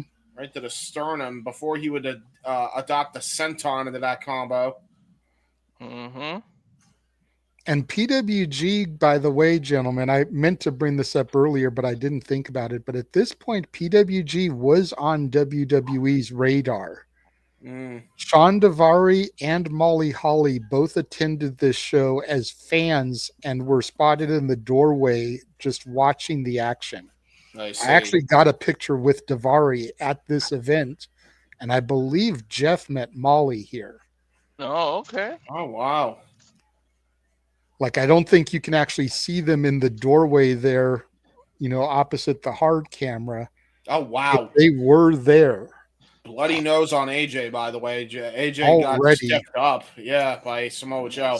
Leg there, shades of the Karate Kid tripping AJ up. Brilliant leg sweep. We've seen Joe do that many a times throughout his career. Dude, it looked like he used his back to do it almost. Ooh, lion submission there. Yeah, almost a half Boston Crab, but into a lion tamer of sorts. But AJ right next to the ropes, easy to grab it. Referee counting for the rope break. Gets up to 4.5 before Joe releases. You'll notice too, by the way, that Joe wanted him to get that rope because that means he could drive all of his knee right into that shoulder that he had to elevate just to get that damn rope break. So he applied even more pressure on that shoulder. Sure did. Irish whip there by Joe onto that injured shoulder. There's that rising knee strike. Shades of his arch nemesis Punk. Yep, paintbrush in the face there with the boot. Drive-by boot there from Joe. Vintage Samoa Joe yet again. Joe, listen to that crowd. About 300, 350 strong chanting for Joe. Again, I think I might have been one of the few that was on AJ's side. It's funny because you mentioned how quiet the crowd was, but they woke up for this one. Mm-hmm. Again, it's a SoCal legend versus the man who would become known as Mr. TNA. Mm-hmm. This is the match that I think everybody really wanted to see here tonight. This could have easily been the main event. Oh! Ooh! Drive-by boot, and he sends him onto the outside on the hard basketball court. Yep. Yikes. Joe following out to the outside here. Ouch. This might be where we get the spot, guys. Oh my God, those hard martial arts kicks. Jesus Christ. Maybe not threw AJ back in because that's the side that I'm on where you can kind of see the exit sign above the door. Yeah. That's the side I'm on, I think. Okay. Ooh, wow. You'll notice that Joe tried to go for a cover, tried to go for a lateral press. AJ kicked away before he could even make the pin cover. Ooh, punch to the gut. Yeah, straight jab right to the diaphragm, but there's no way you're out striking Joe because Joe just showed why his MMA training just came into play. God damn. Fire punches there by the Samoan submission machine. To your point. One of the few Samoans not related to the Anoa'is. Right? Exactly. Oh my God, he just karate chopped his freaking forearm. Jesus Christ. Oh, double swerve stomp almost to the back of Styles there. Yeah. And that's a big boy coming crashing down. Mm-hmm. That's how you know when it comes crashing down, it's going to hurt inside. And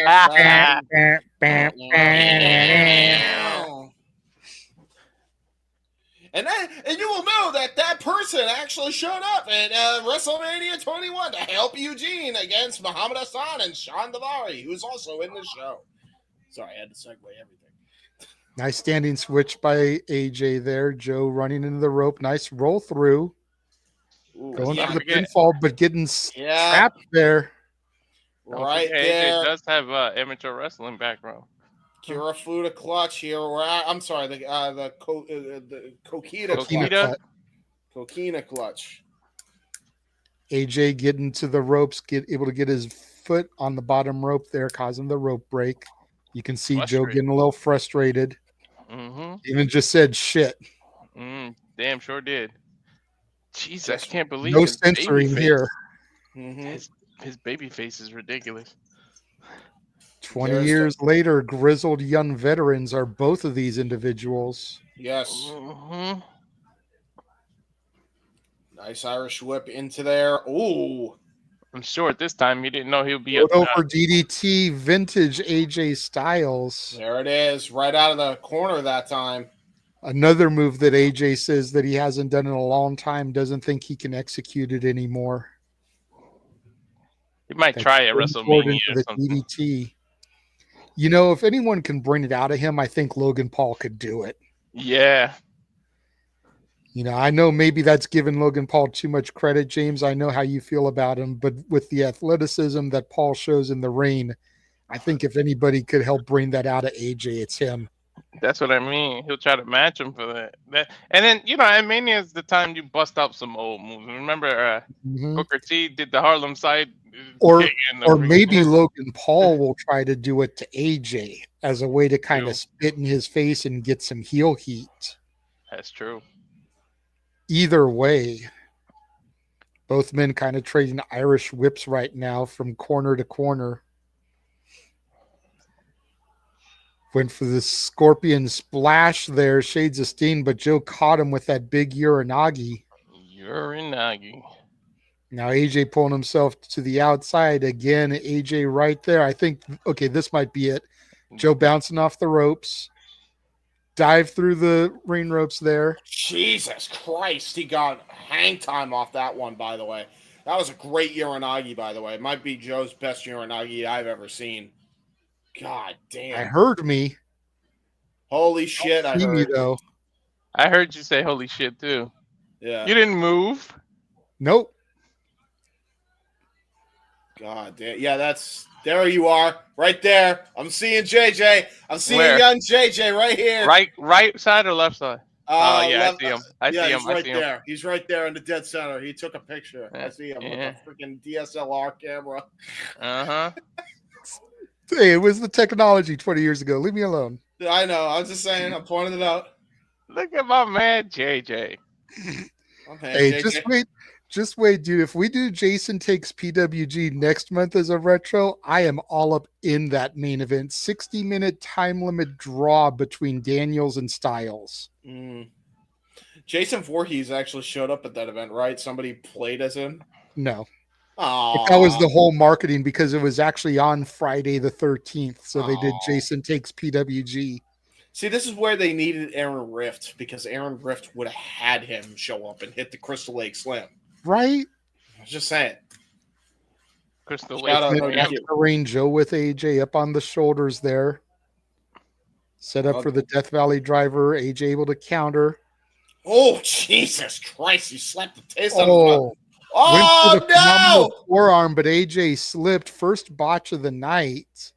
First real botch, yeah. Joe kind of tweaked his knee there, but AJ capitalizing on it, taking advantage of the prone Samoa Joe. By the way, I think big man down, take it to your advantage. By the way, that inadvertent slip up, I think AJ actually fucking smashed on his kneecap. Like legitimately hit his kneecap bad. You got to think about it. We're 8 matches in. You know how slippery those ropes are right now? Yeah, that's true. Hot, sweaty, those lights.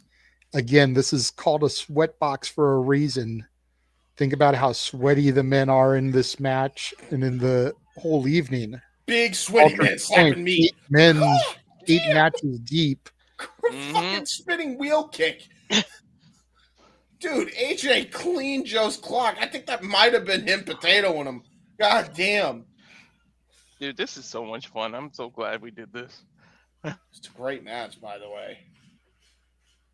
Phenomenal match so far between these two. I'm almost wondering if this is like legitimately the first match between these two because they seem like they have amazing chemistry. Great scoop slam. Very Orton-esque with that scooping power slam. And then the running senton from Joe goes for the pinfall. AJ kicks out. Yeah, I don't think the ref should have even made that call, by the way. That's a botch on his part because AJ clearly had his shoulder up out of that lateral press. Joe didn't get the full lateral there. Nonetheless, still a 2 count. AJ was able to kick out brilliantly. Joe's showing a lot of heart. Joe's got to be thinking, what the hell do I do to put this man away? Nice spinning dodge. Forearm there, spinning clothesline from Styles, drops Joe to the mat, hooks the leg, gets a 2 count. I was about to say, yeah. Nice discus clothesline. That was a great discus, but yeah, good luck on that one, Styles, for sure. He would adopt that into his combination move we would see right before the Pele kick. Signature now of Styles where he hits that discus lariat, trying to go for it again. Joe able to counter him. Oh, nice sunset. Rolling Joe through. Looks like he's trying to set up the Styles clash. Joe's still too strong. Counters out of it. Clothesline turns AJ inside out. Damn. Again, referee fuck up. AJ's right shoulder, left shoulder wasn't even down. Yep. Yeah, I'm sure it wasn't. So AJ had to make sure he kicked out with the right shoulder so that the ref could see it there. Mm-hmm. Powerbomb. Powerbomb gets a 2 count, turns it into STF. STF. Jesus, man. Yeah, Samoa Joe. This is awesome. Phenomenal wrestling here, folks. Now turns it into a crippler crossface. Yep. Of course it's phenomenal. Look who's involved. Again, these guys kind of the heartbeat of the X division. Yep. Just a few months later. Tell me about it. They would go on to main event Unbreakable, TNA Unbreakable not too long after this, along with Christopher Daniels, the X Division champion at the time. These two literally brought the best out of one another. Yep. Add Daniels into that mix, man. All three of them brought out the best of each other. Joe and Daniels obviously having the storied history going back to UPW. That was one of the things that I really was interested in when Joe finally made it to TNA, was seeing him get to execute and play out some of that history on television. Look at this toying here. Joe toying with his food and AJ here almost. Trying to go for another. Pele. There's the Pele. Joe rocked. Yeah, he tried to go for that lariat again, trying to take the head off of AJ. That's one move he still hits now, that Pele. Yep. Whoa! Got him up into the fireman's carry. It's almost torture rack. Into a torture rack bomb! We've seen him do that. Again, not a 3 count. Not a 3 count. It was a torture rack bomb. No version. No torture rack bomb, no blue thunder bomb, nothing. I'm just saying. Come on, Noah. Even the phenomenal one couldn't do it. I get it with Samoa Joe, but come on. You know, I guess we're gonna have to try. Somebody's gonna have to try a red thunder bomb. Well, or a red lightning bomb. And now, if No DQ ever comes in and they have the Matrix team, I'm gonna make sure that the black guy that gave Neon the blue pill or the red pill, that's gonna be the red thunder bomb for the black guy. Thank you. Yeah. I think it's Morpheus, right? Yeah, Morpheus will have the red thunder bomb. Thank you. They should have Effie start doing it, and GCW could call it the Rainbow Thunder Bomb. Nice. Yeah. Eventually, somebody's got to make it their finisher and get some wins out of it. Great freaking striking exchange between both guys, by the way. God damn. You got to give it to a 7-footer to make it actually start winning. I just saw JJ yell, by the way, in the goatee. He's like, come on, AJ!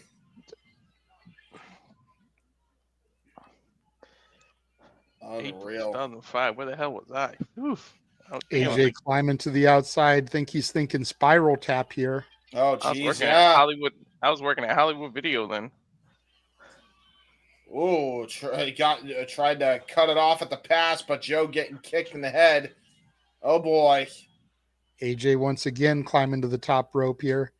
Joe back to his feet again, chopping the legs out from underneath. Styles going no. Muscle buster. Oh, God. Here it comes. As Jordan Grace calls it, a taste of Samoa. Oh, like Samoa? Through. Wow. Hooks him up. Styles Clash connect. That was a nice way to turn that into that. Wow. That was the winner of the match and the #1 contender for the title on night 2, AJ Styles. And here is our main event. Dude, that was an awesome way to turn that into the Styles guy. Wow, that was fantastic. Yeah, the champion, the current reigning and defending PWG champion, Super Dragon, taking on Kevin Steen and El Generico. Look at Baby Steen. So before Generico went to the Mexican orphanage. Yep. There's El Generico. There is the one and only Sami Zayn, everybody. Yeah, the generic luchador. Yeah, so I have to ask you. This is not the same show where Super Dragon was cheered way too much by that one fan, right? No, I don't think so. All right, good. Damn, Kevin Steen. Super Dragon's another one, man. I always kind of wanted that mask. The dude underneath Super Dragon was always a bit of a dick, but that's a badass mask.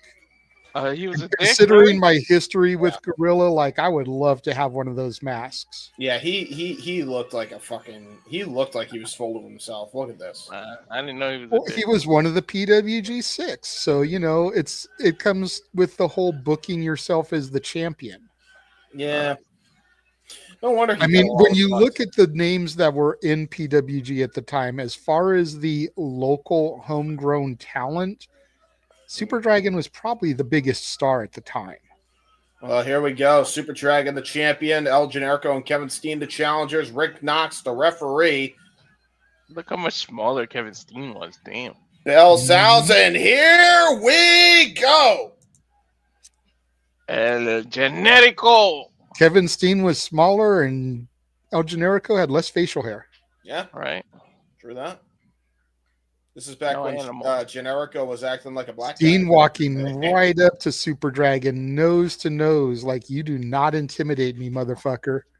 Generico trying to get some separation, both men pushing him off. Look at Generico trying to be the big man here. God, I love Generico. Both men pushing him away again. Again, Generico walks in. This time pushes them both off. Gives us an Olay. Steen with a kick to the midsection and throws Generico out the ring. Now we got Steen and Super Dragon just throwing forearms. For the record, by the way, like that was straight out of the playbook of The Rock, Undertaker, and Kurt Angle. Arguably one of the better triple threat matches of the modern era at that point. Is this back when the history making luchador was just El Chiquito Americano? Oh, what a freaking spinning heel kick by Steen, bro. Hey, he got that from Owen Hart. He was taking notes. He was a pequeño Americano. Pop up into a drop kick there from Generico. Nice kip up. Ducks the clothesline. Back elbow from Generico onto Steen. Standing moonsault connects. Lateral press. Gets a 2 count. Super Dragon breaks it up. Damn, that was right in the back of his head. El Generico, the innovator of the Judas effect. Ole! Sorry. And again, Generico thrown to the outside so that Super Dragon and Steen could go toe-to-toe here. Try to go for it. Steen looking for the package pile driver early. Yeah, it looks like Super Dragon was trying to go for the Olympic slam, got counted into a snap there. Nice knee strike right to the back of the head. Super Dragon with a full head of steam and a knee strike right to the face to follow up. Lateral press, there's 2. Generico in there to break it up. Gee, I wonder what happened to him doing that package power drive, huh?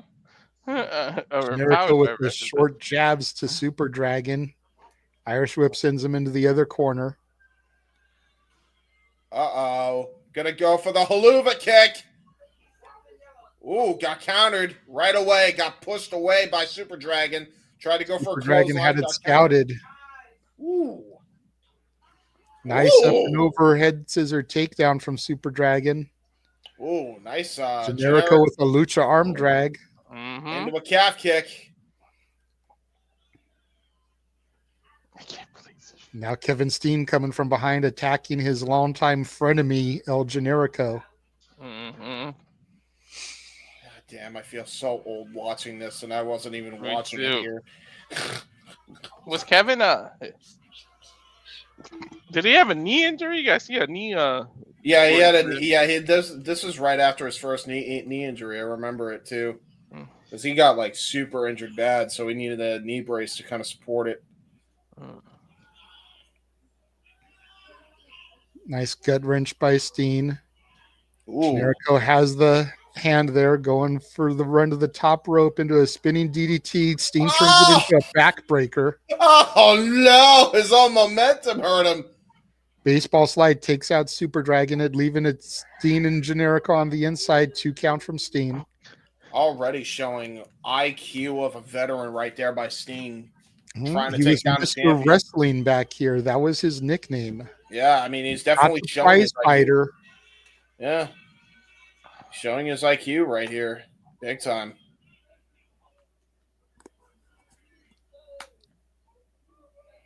Sting had a point to prove back then, man. Absolutely.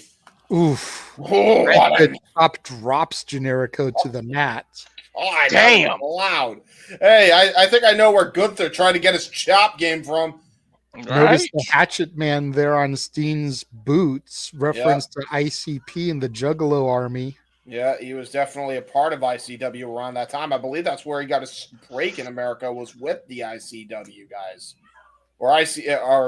Insane Championship Wrestling. Insane in the membrane.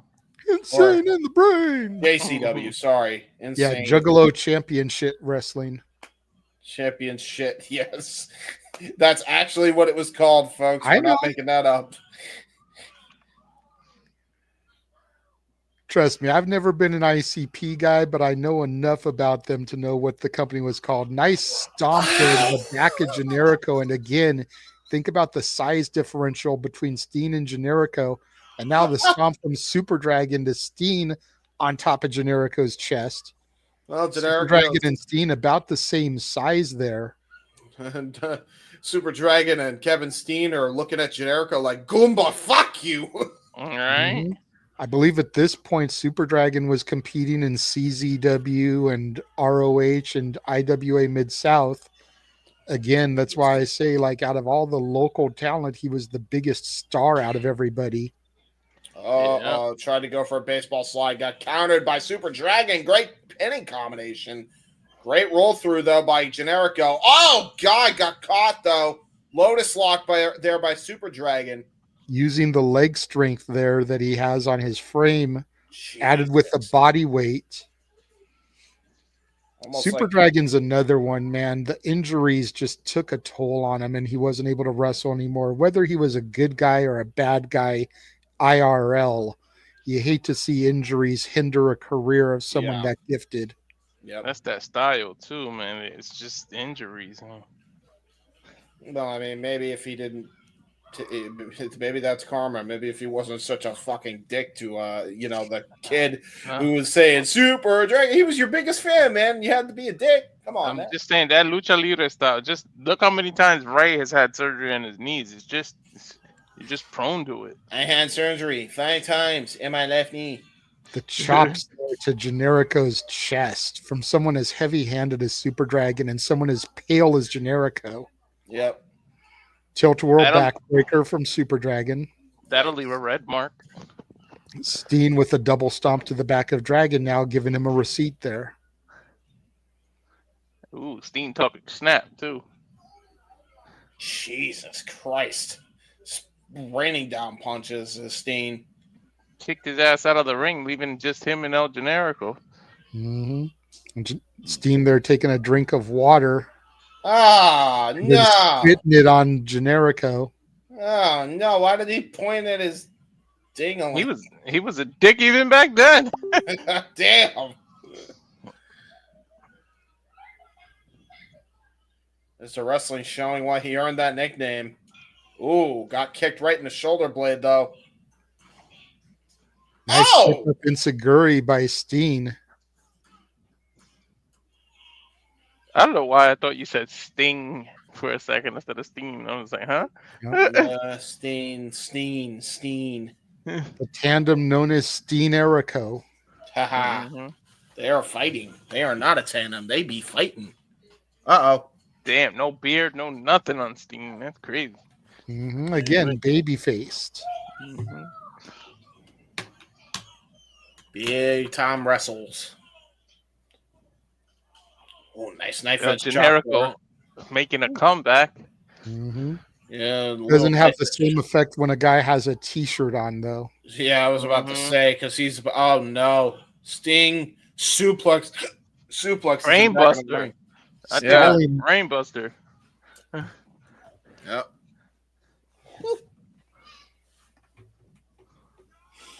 Kevin Steen lifting Generico up to the top rope there, top turnbuckle. Uh-oh.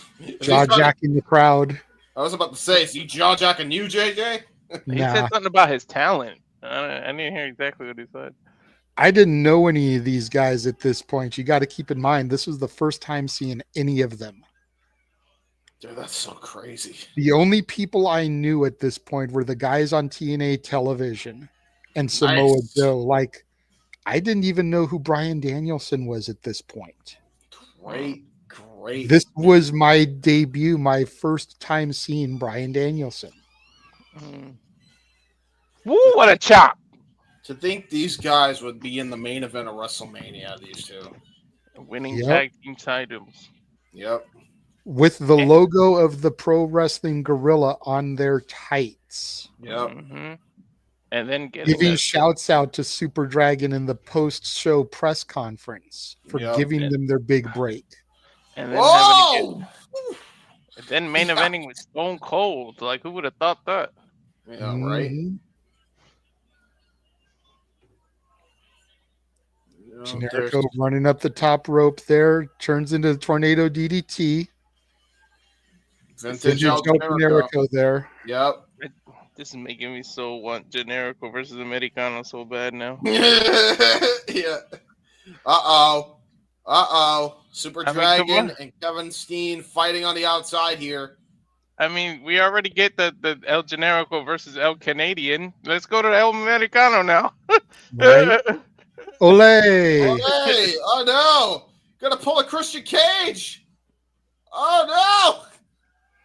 Course corrected himself. Top rope moonsault takes down Steen and Super Dragon on the outside of the ring. Ole! On the gym floor, no less. Yeah, he did. An unpadded gym floor. Yes.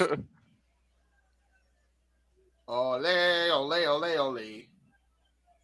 Ole. Ole. Well, that kind of stuck with him, huh? It sure did. Sure did. Well, that was his theme song. Well, no, I mean, it was the Bouncing Souls Ole was El Generico's theme song. It was. It was. So that's why it's always followed him, because that was his theme song.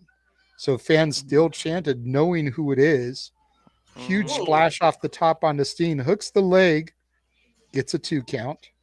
Very generic splash. Very generic. That is one pale mother sucker. That is about as white of a white boy as you can get. Right? And people want to say El Grande Americano is not good. Split-legged moonsault into the knees. Super Dragon coming up top. Drop kick senton combination. Hooks the leg of Steen. Gets a 2.5. I'm noticing the Super Dragon rocks Adidas. Does he? I didn't notice. Yeah, I just saw it. Super Dragon going for the original curb stomp. Ow! Oh no! Everyone thinks what Seth Rollins does is a curb stomp. That is the original curb stomp right there, ladies and gentlemen. Surprised nobody uses that one. Which, by the way, would then be later adopted by Dr. Britt Baker, DMD, this version, as well as the other version, current version. She's got Super Dragon calling for it again. Well, of course she uses that stomp because she wants to knock your teeth out to make money off of you after, because she has to fix it. Exactly. Making money and double the profession. Right? I'll kick your ass and fix your teeth after. Gets only a 2 count off of the curb stomp.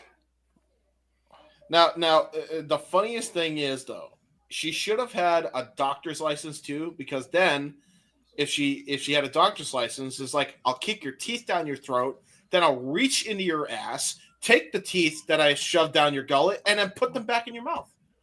Ew, that's a shitty situation. Kevin Steen trying to trip up Super Dragon. Generico going to the top rope, looking for his brain buster. Yeah, the sonic screwdriver brain buster. There it is. Oh shit! But Generico can't get to the pinfall. That was horrific. That brain buster. That was brutal. Finally gets the pin attempt. Hooks the leg. Steen comes in to break it up. And now look at this. He's going to take full advantage. Going to try to go for it. Sting. Oh, Generico breaks it up. Brilliant psychology again, by the way, because that's old. That's really good psychology out of a move like that. By the way, that move was one of those moves that actually won Sami Zayn the Intercontinental Championship from Gunther. So that has a lot of history there. Uh-oh. Catatonic into the white noise by Kevin Steen. Hook to the outside leg and a kick out by Generico.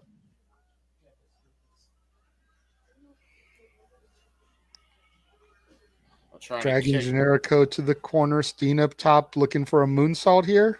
Looks like it. Connects. Beautifully executed. Yeah, it is. Gets a 2.5 from Rick Knox. Very, very good matchup so far, man. Look at all this talent in the last 2 matches, by the way. All of them have a huge spot in pro wrestling nowadays. All the talent. All the talent. Well, the talent. Except Super Dragon. But yes. Super Dragon, you can even give credit to having in wrestling today because of being a talent scout and booking these guys. Yeah, true. Very true. Like, you got to give the devil his due here. I always wonder why they never had. You know what? Honestly, they got freaking Delirious now in TNA. I don't know why they never signed Super Dragon for that. Because again, it could just come down to personal attitude, with what has been said about Super Dragon and the man behind the character. Well, I mean, there you go. You got good cop and Delirious, bad cop and Super Dragon. It works. Make it happen. There you go. Steen calling for it, goes in with the Yakuza kick. Ooh. One of Generico's signature maneuvers there. Yeah. Now known as the Haluva, back then the Yakuza kick. Yep, he got it fully in there. By the way, MVP would later adopt that as the playmaker boot. Yep. Innovative. Looks like he's going to go for it again here. Uh-oh. Again, if anyone knows this maneuver, it's Kevin Steen, longtime best friend of El Generico. Oh, God. Goes in, Yakuza kick of his own. Oh, my God. He kicked the shit out of him into the Exploder exploder. Suplex. Oh, my God. Butterfly into a tiger suplex. 2.5 from Generico to Steen. That was huge. What a combination of moves there. And finally, I do see Super Dragon stirring on the apron here. I don't think Generico realizes it.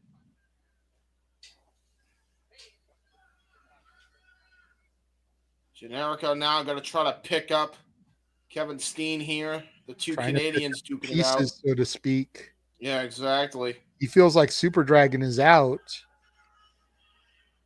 Oh, nice. Oh, nice counter. Package pile driver connects. Got all of it. Holy shit. Super Dragon in at the last second, breaking up the pin attempt off the package pile driver. Finally getting his bearings back, even if it's just a little bit after that brainbuster from the top by El Generico earlier on.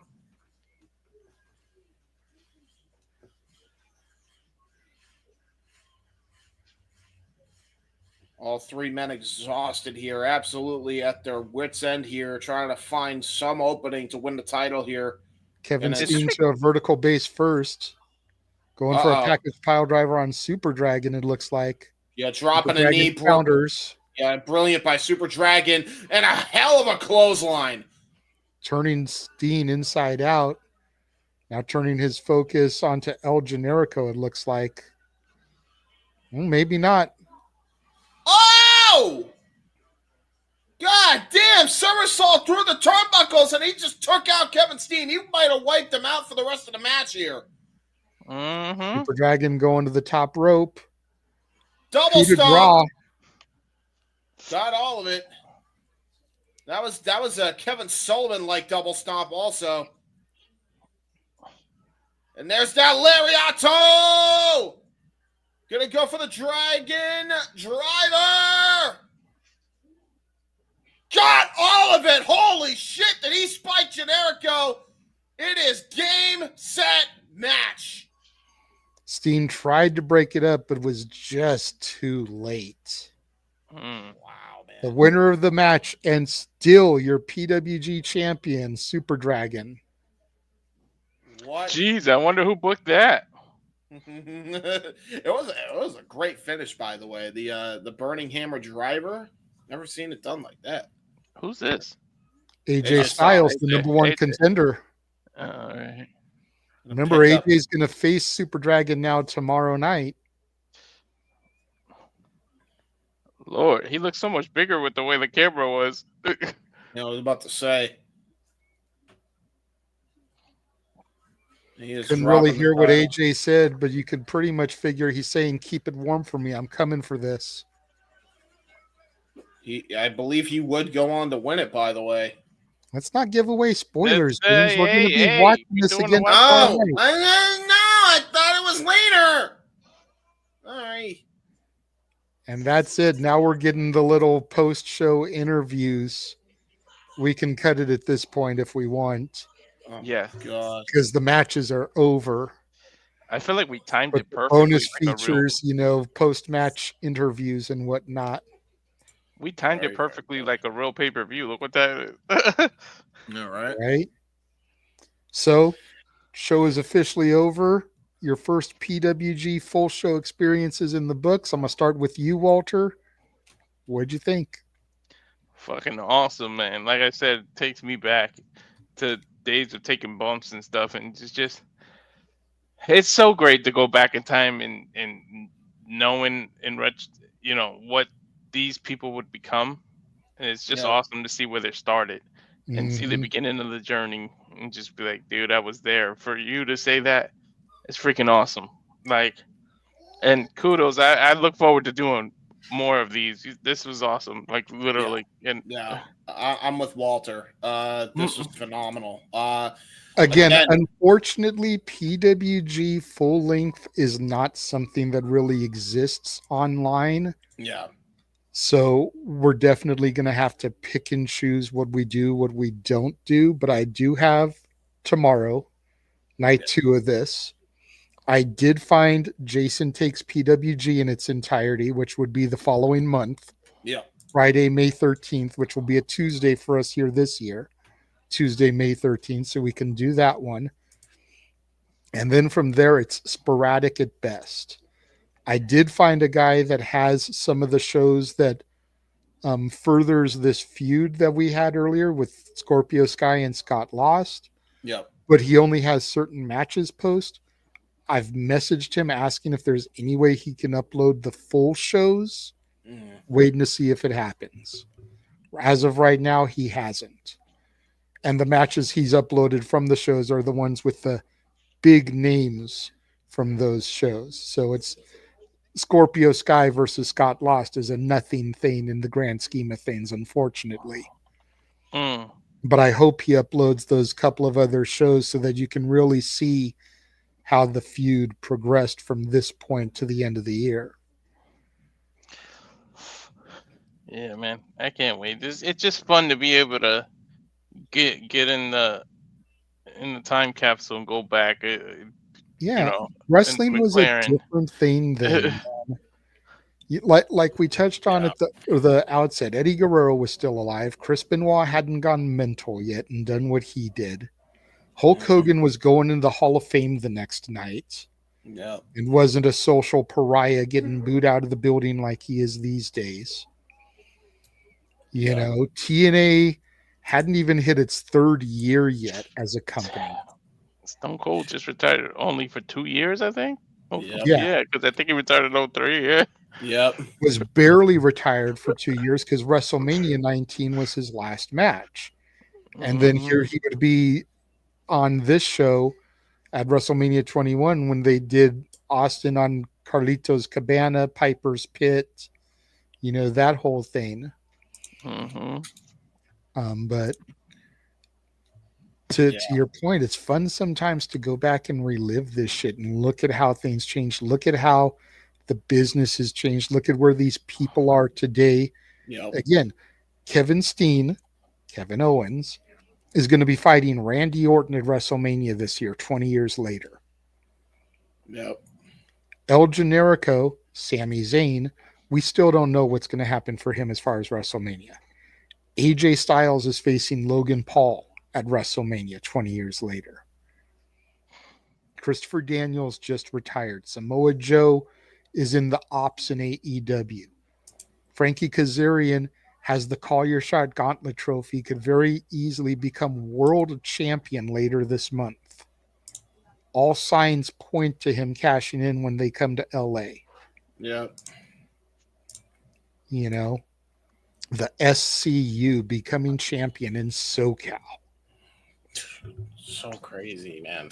Motor City Machine Guns. Yeah, the Motor City Machine Guns are now on Friday Night SmackDown. Yeah. You know, heating up the tag division still 18 years after they formed. You know, it's just crazy to think about. Again, Bryan Danielson retired in October of last year. Petey Williams and Jamie Noble are agents in the WWE. And then again, some of these guys had to retire due to injuries. Some of them have gone on to have prosperous careers outside. Like I said, Scott Lost does comic book artwork and graphic novels. Some of these guys made names for a while, like Joey Ryan, and then shit happened. but you want to talk about successful? I mean, you look at what Joey Ryan was looking like here, and then think about the level he was before shit came crashing down for him. Yep. You know, he was arguably on that Matt Cardona level of making a living traveling the indies. Former NWA World Tag Team Champion with Carl Anderson. Yep. Gee, where did Carl Anderson end up? Bullet Club, WWE, TNA, possibly going to AEW. Fake King. You know, like these guys had an eye for the business. Yeah, they did. And the business is better for PWG's existence, I think. It's just too bad that first COVID happened, and then the man behind Super Dragon, and I don't know the whole story, but I believe something happened with his wife, with his girlfriend. She got very, very sick. I believe, if I remember what I read correctly, and I'm not 100% accurate, but I believe I read that she got very sick and basically had to like put off booking and running PWG shows to take care of her. So, yikes. Again, regardless of what you may think of the man behind the mask, at least noble enough there to do what was right. Priorities over passions, as Noah always says. Yep. You know, and to Safet's point, yeah, Candice LeRae, huge product of SoCal and PWG on our televisions, married to Johnny Gargano. I wasn't gonna for once I wasn't gonna refer to her the way that he did in that post, but again, people know how I feel about her and why I feel the way I do. But I'm trying to look at the positivity here and not the negativity. Mm-hmm. You know, look at the names that have been PWG champion. Walter is a former PWG champion. That kind of says everything you need to say right there. You know, the man who's walking into WrestleMania defending the World Heavyweight Championship against Yeet is a former PWG champion. Daniel Garcia is still the PWG champion. And because of the connection with the Bucks and AEW, the Jericho Appreciation Society appeared at a PWG show in full. Mm-hmm. When WrestleMania was out here 2 years ago. That's big. Wow. Chris Jericho was on a PWG card. That's crazy to think. Again, say what you will about Jericho and the Jericho Vortex and the shape he's allowed himself to get in and the learning tree shtick, but Chris Jericho, a 34, 35, 36-year veteran of the business, was at PWG. That's crazy to think about. And I'm looking forward to going back and doing this again tomorrow because I've seen night 2 less than I've seen night 1 because obviously I was at night 1. I bought both DVDs. I owned both of them. I think I still own both of them in one of these boxes over here. but I've watched night 2 less because I wasn't there. So going back and revisiting all of that is going to be so much fun tomorrow because I kind of have the same fresh eyes as you guys do. That's going to be fun. It's going to be a lot of fun. Hey, you'll Again, if you guys out there enjoy this and you want to see us do Jason Takes PWG, like the video, share the video, post in the comments that y'all want to see it. Let us know if you guys want us to keep bringing this retro content to you guys, because we'll do it. I love revisiting this shit and exposing people to it that have never seen it before. Mm-hmm. Like I said, main event of Jason Takes PWG is Christopher Daniels versus AJ Styles in what goes to a 60-minute time limit draw. So just think about that for a minute. Those two men for 60 minutes in that sweatbox gymnasium. That'll lose a few pounds. Not even in their prime yet. Scratching the surface of their prime. Mm-hmm. Crazy.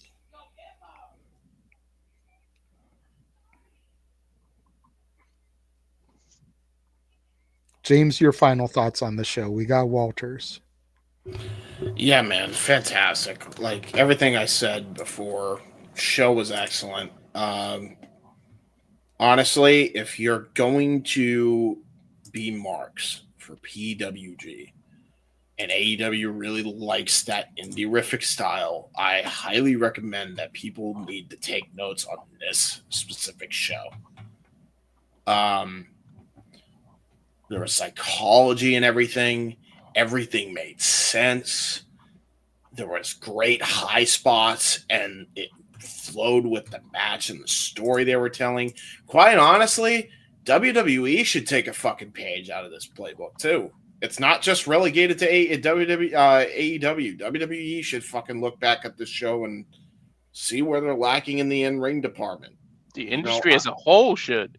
Yeah, seriously. Like I'm not even joking when I say that. Like, look at what we're doing in 2005 at an indie show. Apply that to a WWE Mania. Apply that to All In Texas this year. Because that's what we should be doing.